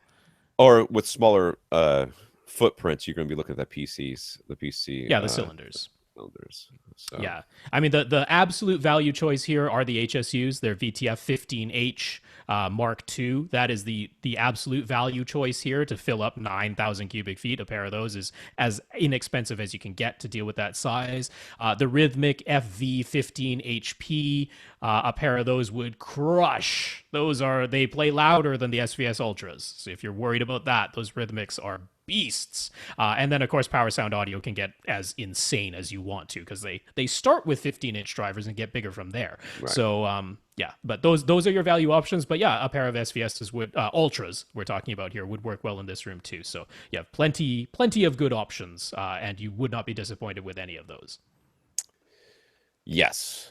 Abby Savage. Yeah, long time since we heard from her. Yeah, I was wondering if she'd given up on us. Recently upgraded her receiver to the Marantz 5010. Why does it say yes, Rob? She's happy with it. She's happy with it. I thought that was your yes. No, that was her yes. So she's very happy with her Marantz 5010. Yeah. It works great, except when using her Xbox 360. There's a rhythmic clicking sound in the center speaker, similar to the interference you hear in audio equipment just before a cell phone rings. I hate that. I know that. Yeah. The Xbox is connected via HDMI, and the center speaker is powered as a powered monitor, a Alesis M1 Active, connected to the AVR through a RCA to XLR line level converter. The Xbox is on a shelf directly below the center speaker, and after Rob suggested it might be interference of some kind, some experimenting revealed that the clicking happens even when the only things turned on are the Xbox and the center speaker, and that moving the Xbox further away from the speaker reduces the clicking but doesn't eliminate it. It only happens with the Xbox, not other sources. So, and the idea is with something like adding ferrite cores to the cable. I'm afraid to click on this link. Ferrite cores. Oh, that's just Wikipedia. That's all. Oh, okay. I thought it was going to be some esoteric thing. No. To the cabling help. I've seen those. Yeah, so I even suggested to Abby that she unplug everything from that center speaker, including the XLR cable, except for the power cord, of course, because it has to have amplification to it. When she did that, still the clicking was there. Oh, so it's not going in through the cable then. Well, I mean, it could be coming in through the port of the cable, but Right. essentially, something within the speaker itself is acting as an An antenna. antenna. Yeah. Because, I mean, since moving the Xbox 360 farther away, the clicking got quieter but didn't go away completely. I mean, it's almost unquestionable that that is some kind of radio frequency interference. Now, the Xbox 360 is spouting out a bunch of radio frequency stuff. There's the Bluetooth connection to your controllers, which I actually think that's what this is. I think I it's the didn't think that the 360 had a Bluetooth. That's a RC that's a radio frequency. It's RF RF. controller. Oh Those yeah, are it might RFs. be. Yeah, but I mean, That regardless, would it's the wireless signal going to the yeah. controller. I suspect it might be that because she says it's this rhythmic, like it'll go da da da da da da da da da da da da da. Right? Like there's like a pause and then it clicks a bunch of times. That's exactly what it is. That's Yeah. exactly what it is. So I really think it's that. So So it's the fact, something. There's probably something within the speaker itself that's acting as an antenna. It could be a loose wire. It could yeah, be yeah. anything. This has actually happened with something similar has happened to this with Gene one time. He had his center channel speaker or a speaker in another room plugged into a speaker cable that was run back up to his home theater, which would Hmm. then connect into his receiver. He had that unplugged from the receiver and it started to act as an antenna, Yes. and he was picking up radio Yeah. on that one Yeah. speaker. So I mean, So it can given happen. the troubleshooting we're doing, it's highly unlikely that the Marantz is to blame because any of the other sources, this isn't happening. And when the Right. Marantz is completely out of the picture, not even turned on, this is still happening with just the powered speaker and the Xbox 360. So it has to be something has happened with that speaker itself because she was saying, hey, she's been using this speaker for a while. It wasn't happening before. The Xbox 360 was below it the whole time before. So something went amiss. But she did want, when she put in the new receiver, obviously she took things out of her equipment stand, put things back in. So something got jostled, unfortunately. It Yeah. seems like there must be something inside of the speaker itself, which for whatever reason is now acting as an antenna. It's unlikely that it's Wi-Fi because she's also got like a PlayStation 3 and some other Right. devices that are sending Wi-Fi. So it might not be that. However, PlayStation 3 has Bluetooth connection between the yeah, controllers, though, so yeah, that's why it's right, definitely the RF between the controller yeah. and the Xbox controller and the Xbox. So Yeah. it's that radio frequency is getting Yeah. So in that there that somehow. seems really likely. So that being the case, and given that even when she unplugged the cable from it, that didn't help. Now, could the power cord itself be acting as an antenna? It's not impossible. Yeah.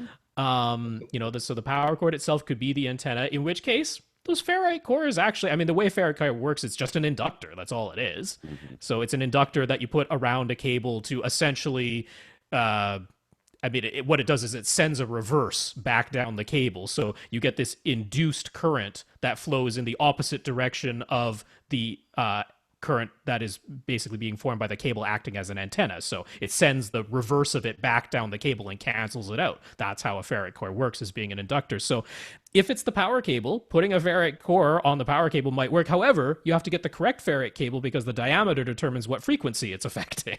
Right. So you have to first figure out what the RF frequency of the Xbox 360 controllers is and hope that's what it is, and then put the correct ferrite core on there. So it might be a bit hit and miss, but yeah, something went a little awry in this setup, unfortunately. Sounds to me like you knew center channel is what I'm hearing. Well, there could be that. That's the end. That's the end result of this. Is that I mean, you have a 5010, so a passive center speaker will definitely work with that AV receiver. It's got amps right. built in. That's why we call them receivers.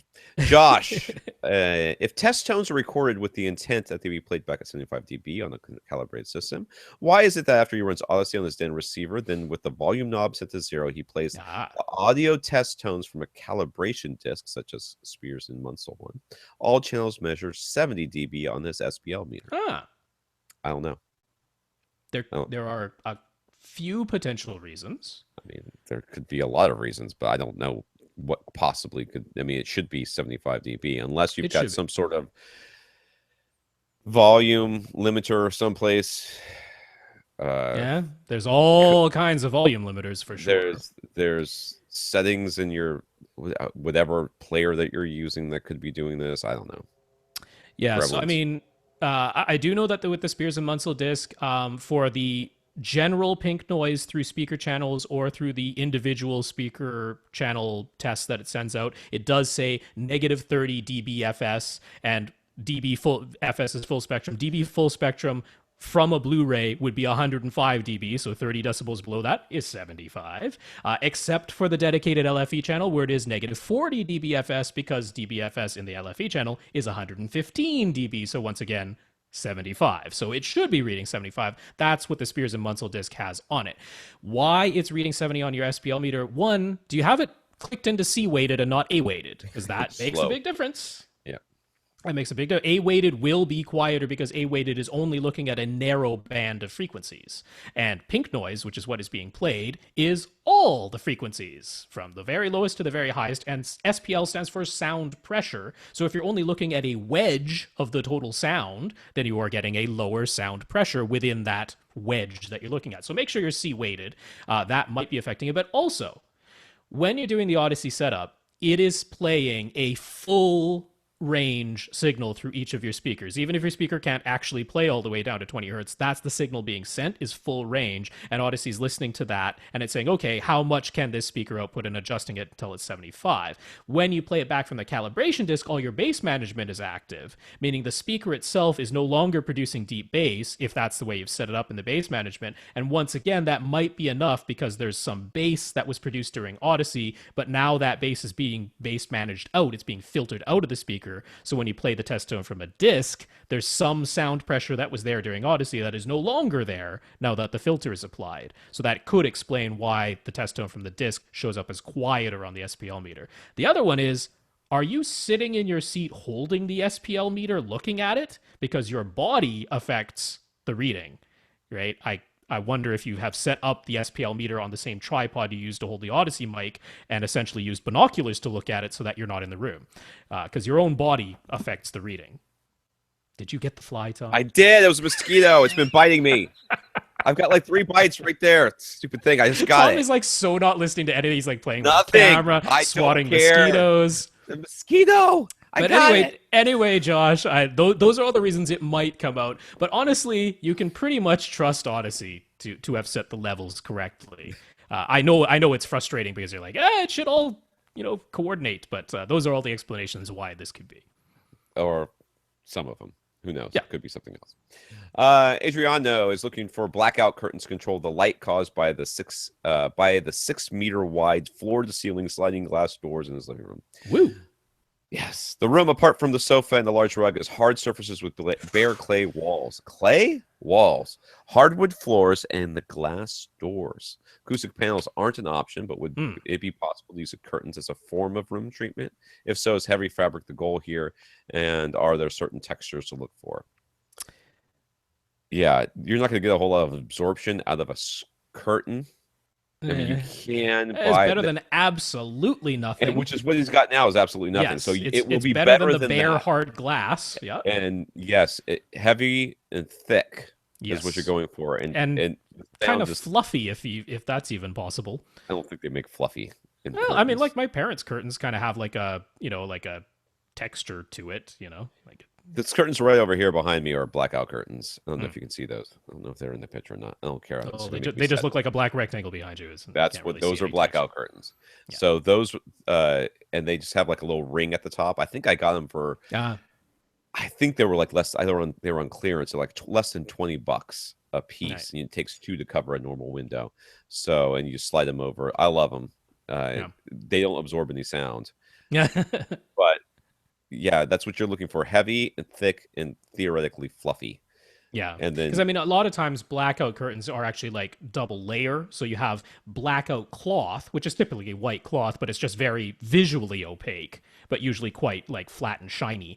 Yeah. But that is on the back of the curtain, the side that, if you were looking through the window from the outside of your house, that's what you would see is the blackout cloth on the back of the curtain. But then the second layer, the front of the curtain, just go for as thick and, I mean, it's one of these things where if you can kind of put your hand into it and it's like, petting a cat type of material, like that's kind of what you're looking for. As thick, as furry as you can get will be the most sound absorptive, because all we're looking for is something that is essentially trapping a volume of air and forcing the air to move among fibers, because that's all insulation does when you stuff insulation in your walls. It's just trapping a volume of air and forcing that air to have friction against a bunch of loose fibers, and that's what causes the air movement to turn into heat instead of remaining as sound. So that's the idea behind absorption. Anything that can cause air to have friction with the fibers it's moving against. And mine are not, that don't have what he described. They're just really Sure. heavy black curtains. Right. There's no backing to them whatsoever, but they're still not very thick or fluffy. Hmm. So at best, they're absorbing some frequencies in the kilohertz range, Right. Yeah. Yeah. if Yeah. that. So But having them pleated and folded, that helps. So not having them just, I mean, most curtains ends up with, some kind of pleating and folding to it. Yeah, So not much when you have them closed though. yeah. They're usually pleat and folded otherwise. All right, Jeremy. A while back, we said offhand that Jeremy ought to sell his DIY subwoofer after we saw the gorgeous finish on his handmade cabinet. He took that advice to heart and has started a small business, Porter Edwards Hi-Fi, which I clicked on and has a website, and that's as far as he's gotten so far. It's got a lot of boats on it. I don't know what the boats are about.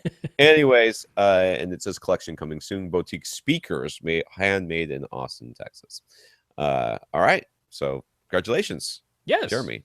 That's Who I very guess cool. your last name is Porter, or It maybe could it's be. Edwards. I don't know. Well, Jeremy P. So I'm putting Porter together with that, but I have a cousin whose last name is Porter, so I don't know Okay. if you're related, but he's not from Austin. But I think they were in Houston for a long time. Anyways, Jeremy's an electrical and acoustical engineer, so he says he theoretically knows what the heck he's doing. I put the heck in there. He'll be focusing on boutique handmade speakers and subwoofers. He'd like to know if we have any advice on advertising, getting his products reviewed, and launching a boutique brand in an effective way.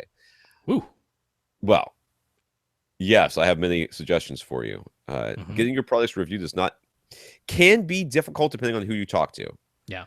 There a lot of magazines like Sound and I don't want to say Sound and Vision for sure, but I'm pretty sure Sound and Vision is one of them. Will not review your stuff unless you advertise with them.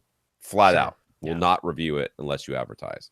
And they won't exactly couch it in those terms. They'll say, "Oh, well, you're going to have a review. Surely you'll want to advertise at the same time." Yeah. Yeah.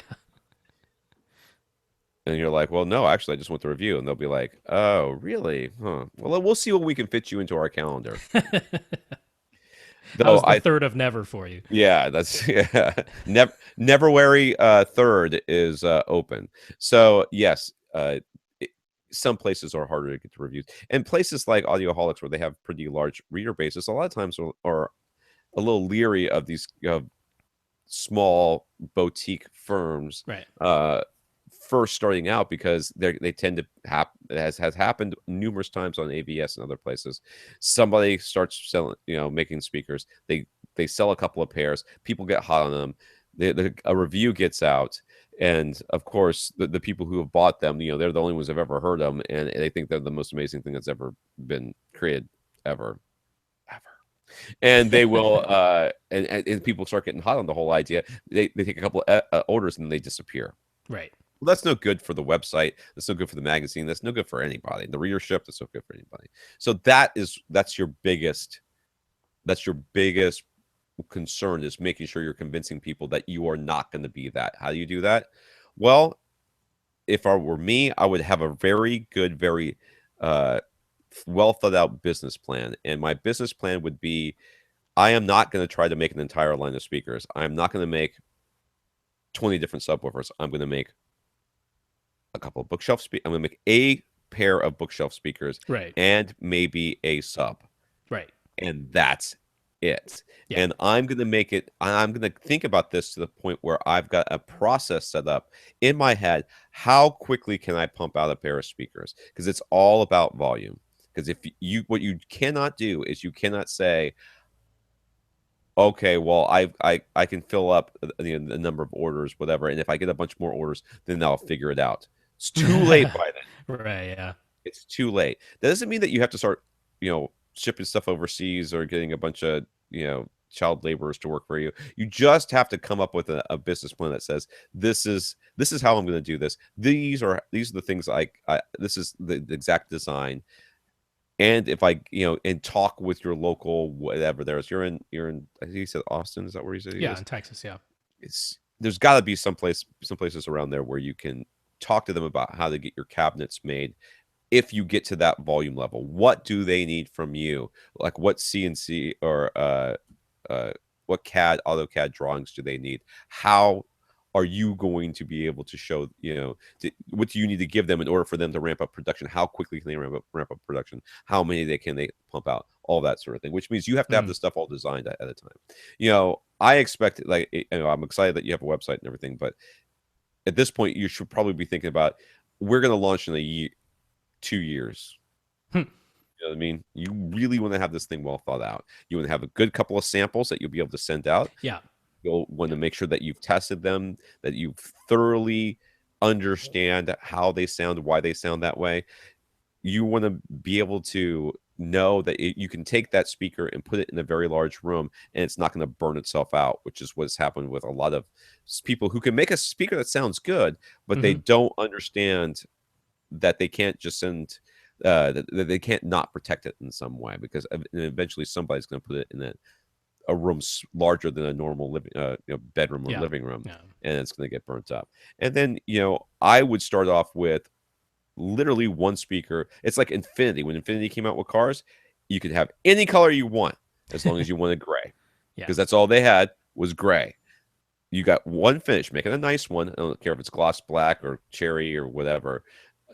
One finish, and that's it. One speaker, that's it. One subwoofer, that's it. You're done. Start making those.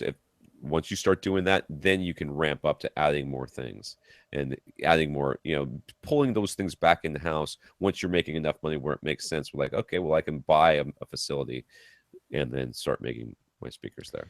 So, I'll take it a little bit different route, which is these days, the landscape has changed as far as launching a small, targeted at the high end boutique brand, which is that honestly, the forums are where, Yeah. I mean, Tom said, there's a ton of these companies that have come and gone, but you drum up the support first on the forums. And if you can drum up enough support on the forum just by being there, talking to people, talking about your designs, showing the pictures of the things you've already created as far as cabinets, because you've had gorgeous cabinet work before, and that's probably going to be your big selling point. Right. Drum up some support there. Then you can look at something like doing a Kickstarter run, right? Which is you get it's essentially a pre-order these days, if you're doing it that route. But what that lets you do is get a little bit of volume, gauge interest a little bit. And once you can get something like a Kickstarter, then think about going to something like Rocky Mountain Audio Festival, right? Which would be a great place for you to go. Or, in Texas, there's lots of audio festivals. So go to the local festivals so that the people who are already shopping in the high end can get a first-hand look at you, and you'll also be able to network with other retailers and other vendors who are coming to these convention shows. So a lot of it now is that kind of networking, as well as social media networking, particularly on Facebook and things like that. So coming at it that route now makes a lot more sense, because you don't need to go to a distributor anymore. You're going to be selling these things directly over the internet. So use that current infrastructure as the way to drum up the interest. Use the forums, use the local and the bigger audio festivals, use Kickstarter. And to me, that's the way to sort of get the word out to the targeted demographic that you're going after. Yes, this is all true. That's why I'm saying, though, you need to come up with a plan before you get onto the Yeah. forums. You have to have this stuff kind of thought out. I've just seen too many people who have, gotten, they're hobbyists that build their own speakers. Somebody says, can you build me one of those speakers? I'm like, Right. yeah, I can build you one. And then 3 months later they get it, and like 3 months doesn't seem that Or bad. not. Or never. Right. Yeah. Never also happens. But 3 months doesn't seem that bad until you realize that as soon as he takes 2 or more orders, Yes. Now it's you're a year-long wait years, time. yeah, you're not just a year, you're years away from seeing those speakers. Yeah. So anyways, that's what I would suggest. Okay. Nelson has a 7.2.2 system with all Vandersteen speakers and Vandersteen V2W subwoofers. The room is approximately 14 by 9. Okay. 19. 14 by 19. What did I say? 14 by 9. 14 by 19. Yes, that's what I said. What does this thing look like? Because I think I've got, what happened to the thing? It is a triple 8-inch, all active 8-inch, downward firing with a port. Holy crap. But it's a 300 watt amplifier as far as I remember. So it doesn't have a ton of amplifier, but it's like a triangular looking thing. Like if you see the cutaway, you see all the drivers facing downward, so you see their magnets facing upward inside of this subwoofer. So it's an interesting design. It's a bit unusual. Well, I am looking at a different. I think I'm looking at a different thing here. What am I looking at? Because I don't see any triangle subs here. Oh, I mean the cabinet is still square. Oh, It's just that I'm saying the arrangement because it's three 8-inch drivers all facing down in the bottom of the thing. So oh, you okay. can't see any drivers from the outside of the And subwoofer. he's They're all got how facing many the of these ground. subs? Because it looks like he's got Two of them. 4 of them. No, he's got two of them. Well, what's next to the frick? What is that next to the chair? Oh no, that's just okay. Yeah, he's got That, two of them, and they're both towards the front of the room, but they're not like in the front corners. They they're look like maybe they're about 5 feet, yeah. 4 feet, 5 feet from the front corners on the left and right side walls. So they're not at the midpoints of the side walls. They are definitely both towards the front of the room, but they're not quite in the front corners. So that's sort of where they're positioned right now. So, This anyways, is not a large room. 14 by it's 19. That's not a huge yeah. room. I would. So what? How big are the drivers that you said? A triple 8-inch, Oh, okay. and not a So ton of amplifier power, as far as I remember. right. And do they have a? Could you look up the rating on them and all as far as how Well, well they they're don't supposed list a frequency response, to? so I don't know. Anyways, while he enjoys the subs, they don't quite give him the feeling of subsonic bass he likes, so he's considering Sure. a second pair of subs for a total of 4. Will any subs from HSU or SVS give him more hit in the subsonic range while allowing him to continue using the Vandersteen? You can always continue to use Vandersteens. I don't think you'll want to after you get new Yeah. subs. SVS is definitely the way to go here. They're going to be the cheapest option. Well, I mean, if he really wants subsonics, Oh, come on. he says How that's what he wants. subsonics 18 hertz is what the any Yeah. of the ported ones hit. But some people are. I mean, there are the demonstrations where yes, there's like a couple of Blu-rays that actually have like a 10 hertz sound, and if you play it loud enough, you can make your curtains float up in the air with just the vibration of the air. It exists. I'm not saying it doesn't exist. Infrasonics are a real thing, and they can affect audible I'm not saying frequencies. it's not a real thing. Yeah, so I'm maybe saying maybe that's what he's going after. Is all I'm saying. Oh, I think he just wants to hear something lower than what he's hearing right now. That which could is that could also be the case. Probably the case. I don't know why all his pictures are in black and white. It's freaking me out. Yeah. Yeah. So 2 things. It doesn't look like your subs are midway in the side walls, and it seems like they could be. So can we pull those subs out a little bit further? They're already into the room, so pull them out some more.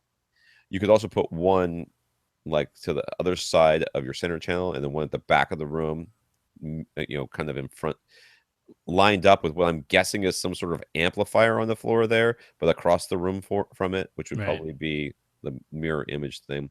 That might give you a little bit better overall bass response. But yeah, to me, I think a couple SVS subs would be the way to go. You'll be able to really fill this room with bass. It won't cost you a ton of money. If you really are looking for the lowest possible number to hit, HSU would be great. Or power sound. Audio would be the other one. Yeah, power sound. I mean, I might point you towards a sealed in this case, power sound audio subwoofer, just because. It'll be smaller. Well, no, actually, in this case, because when you have a ported sub, you tend to have a much sharper roll off on the low end, so it stays flat down to a lower frequency, but then it drops off a cliff below that low point because it's the resonance of the port, and once you hit below the resonant frequency of the port, it just sort of drops off a cliff. If you get a sealed sub, it's a more gradual roll off, so it starts rolling off higher. It starts rolling off around 35-40 hertz, but it's only rolling off at a much more gradual 12 decibels per octave. So it'll keep playing all the way down to like 10 hertz, and it'll only be like 24 decibels quieter at 10 hertz if you have a powerful enough high wattage enough sealed subwoofer to do that, but the power sounds fit that bill. So I might point you towards a sealed power sound audio pair of subwoofers in here. The price is not ridiculous. If you bought those pair of Vandersteens that are $1,600 each, this is playing in that same sort of ballpark. So that's what I'm going to point you to. You said subsonic, so I'm going to take you at your word. Yeah. As you wish. This would be fun. All right, Infinite Gary, do we have any recommendations for a simple 4-in-1 out HDMI switch to add more inputs to his 1080p display? You want to add inputs to the display? Well, I mean, just more inputs that are. It's going to a 1080p display. The point is, this isn't going to a 4K display because there's All precious right. few HDCP 2.2 compatible. There are some HDCP 2.2 compatible HDMI switches now, but not a whole lot of them just yet. Anyways, Monoprice, he knows, offers Yeah. several models, but there's a way to know which one is best. Whichever Well, one they're kind of, if it either works or don't to begin with. But anyways, I mean, uh, Monoprice is pretty good about listing the specs of the bandwidth. You want to look at the bandwidth, and they do have some models that only have like the 6 gigabits per second of bandwidth, which means that's essentially a standard speed port, which means 720p, 1080i, or 1080p at 24 frames per second, which is probably fine. But there are a lot of things that are sending out menus in like 1080p 60, and sometimes even with like 444 chroma subsampling, or not even subsampling at that point if it's 444. So once you have a 1080p 60 with 444 chroma, and that's the signal being sent out, sometimes you want to get to the higher, like at least 7.5 is the minimum gigabits per second rating, but you'd rather have like the 10.2 rating. So Monoprice is very good about listing that, and the cheapest ones, not surprisingly, are the standard speed ones. It's like, that's really not a shock. So just be aware of that. Look at the bandwidth rating and try to get one that has the 10.2, but a minimum 7.5 is what you want. okay. Yeah.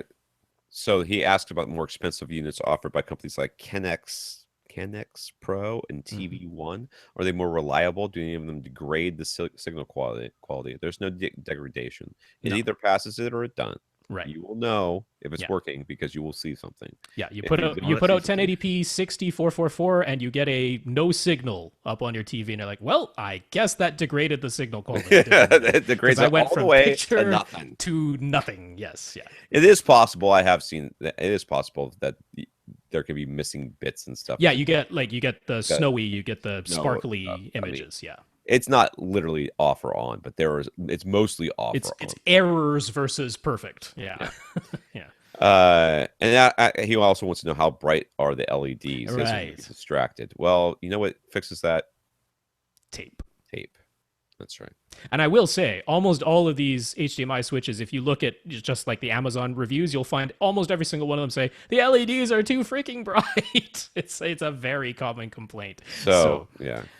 Just be Hide ready. If you want them dimmed, just put some Scotch tape over it, however many layers of Scotch tape you need to dim it the amount, or just cover them up with electrical tape if you want them to go away.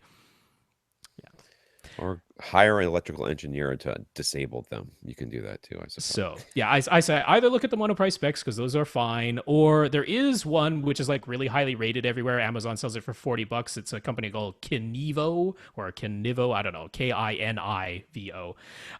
So if you just search for that on Amazon, it'll come up right away because it's like the most frequently purchased one. The one thing I will mention is, well, this is actually Gary's second part, so we can roll right into that. Yeah, that one says it's 1080p. Let's see, deep color up to 36-bit. Yeah, Blah blah. Blah it does blah, it. It's a 10.2. So. Anyways, regarding the HDMI switch, he has a Roku 4, which is always on, and a DVR, which will, of course, power itself on when it's time to start a recording. Almost all HDMI switches mention having auto switching. Yeah. What if he's watching a different source when the DVR comes on to start a recording? Well, you put the DVR at the end. You have to prioritize them, basically. But even if he puts the HDMI on the last input, given that it's the new thing that just turned on, it will probably switch to it. Yeah. steal. Yeah. Which is annoying. It is annoying. I mean, that's why the remote is there, so that if you have two sources on, you can switch between them.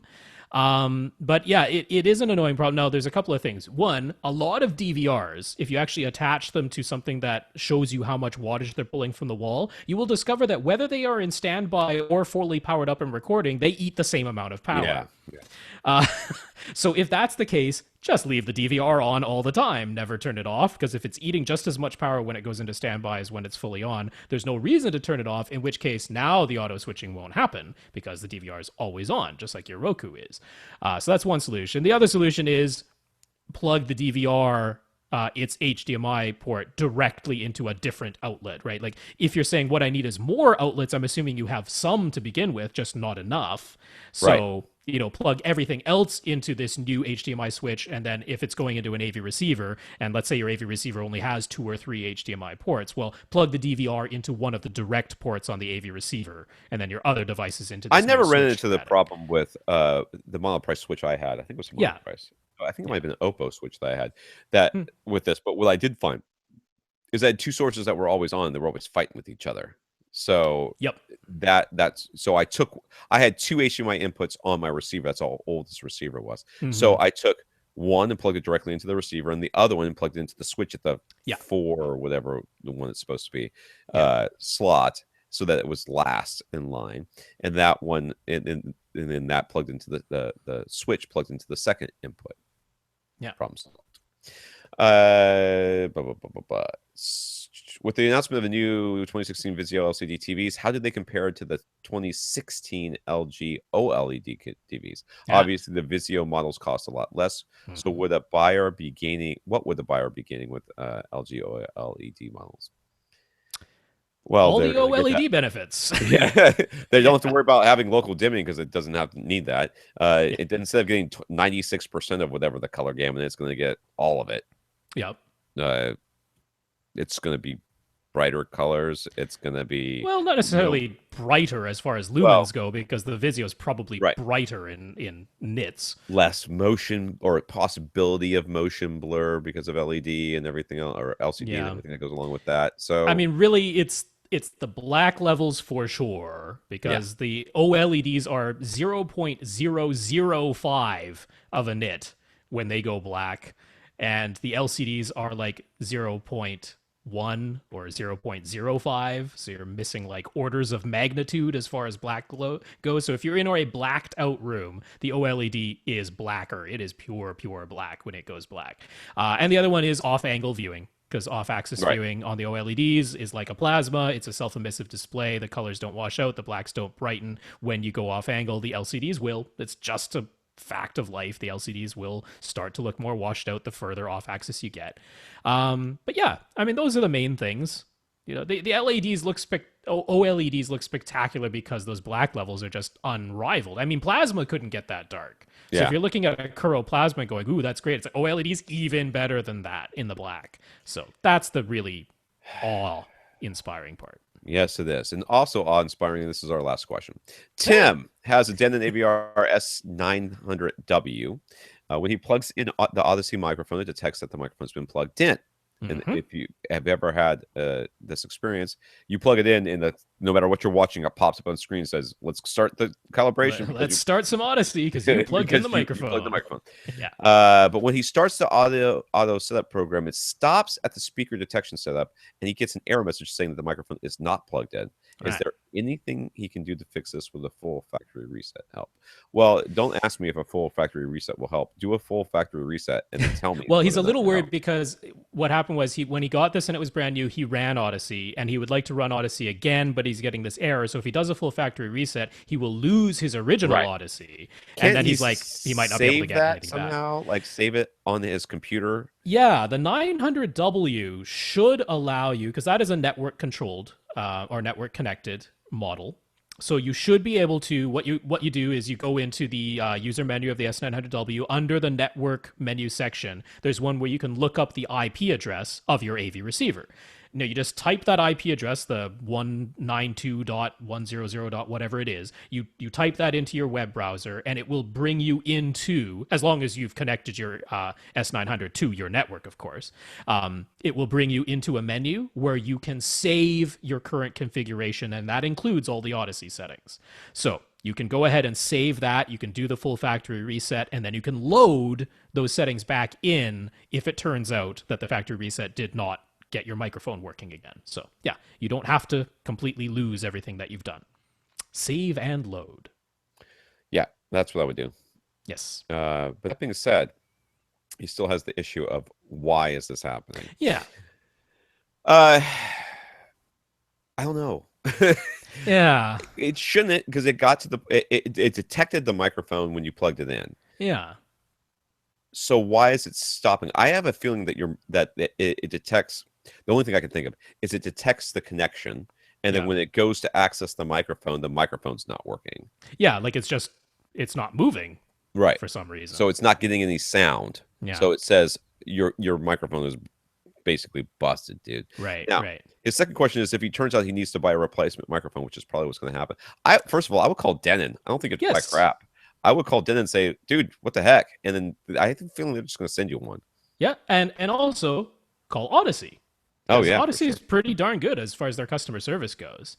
There might be a charge, but contact them directly. Also, a quick hint is get in touch with these companies on Twitter, because very often they reply faster on Twitter than they do via their customer service email. If they have a live chat anywhere on their website, try that too, because that's usually fast as well. But yeah, definitely get in touch with both Denon and Audyssey, because they will probably be able to help you out with this.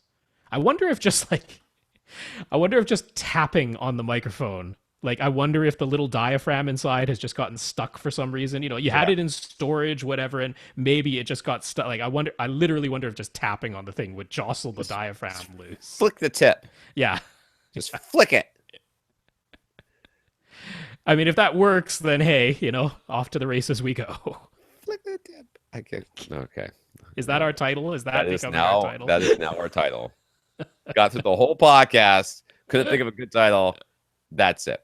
Anyways, yeah, I would just call these people, and I don't know if they're all the same. I don't think they are. No, there are different Audyssey microphones for different models, so you don't necessarily just want to buy something on eBay that says Audyssey mic, because yeah, they do have a correction curve built into the AV receiver for the model of microphone that came with that AV receiver, because these are fairly inexpensive mics. They are not inherently linear on their own, but it's easy enough to measure them in batches. It's not like they do them individually, but measure them in batches and create a correction file, so that's loaded in the AV receiver. So you do want to get the matching one for your model of receiver. Yes. All right. Well, that's all our questions for this week. So let's thank our listeners of the week, Tyler and William, for their donations. Yes, Tyler, William, thank you guys so much. And for Chris and Jeremy for talking us up to retailer Hyperion Audio, Accessories for Less, and Cross Spectrum Labs. Yeah. Cool. All right. If you want your question answered in the podcast, what you have to do is ask. Email us at rob@avrant, Tom at avrant, and definitely question at avrant. You can go to the website, www.avrant.com. Leave a comment there and click on the Buy Us a Cup of Coffee link if you so desire to support the podcast financially. If you don't, that's fine. Feel free to support us in any way you can think of, and then let us know about it. And I will mention that would include leaving reviews on iTunes or ratings, because that helps the visibility of the podcast. If you leave a rating, like a 5-star rating or a review, especially, because man, oh man, those reviews are heavily weighted in terms of iTunes. One person left a review. My God, now this podcast is in the top 10. So, that helps us out too. We rarely mention it, but good to get it in there. Facebook.com/AVRant podcast, Twitter @FirstReflectus, Rob @AVRant_Tom is me, and at Austin Pond, our producer. If you'd like to follow him with this podcast, We Watch Movies. It is a podcast about installing and different types of hinges for doors. Okay. Guess what I just looked at from across the room. that actually could be a podcast. That could be a real thing. I'm not sure why you would call it We Watch Movies, but that could be a real one. Throws your wife off at the fact that you've been listening to podcasts about door Why hinges. would you need to throw your wife? That's not one that's you have to keep your significant other from knowing. I'm feeling the shoot. All right. For every rant, I'm Tom Mancher. And I'm Rob H. Now go out and listen to something.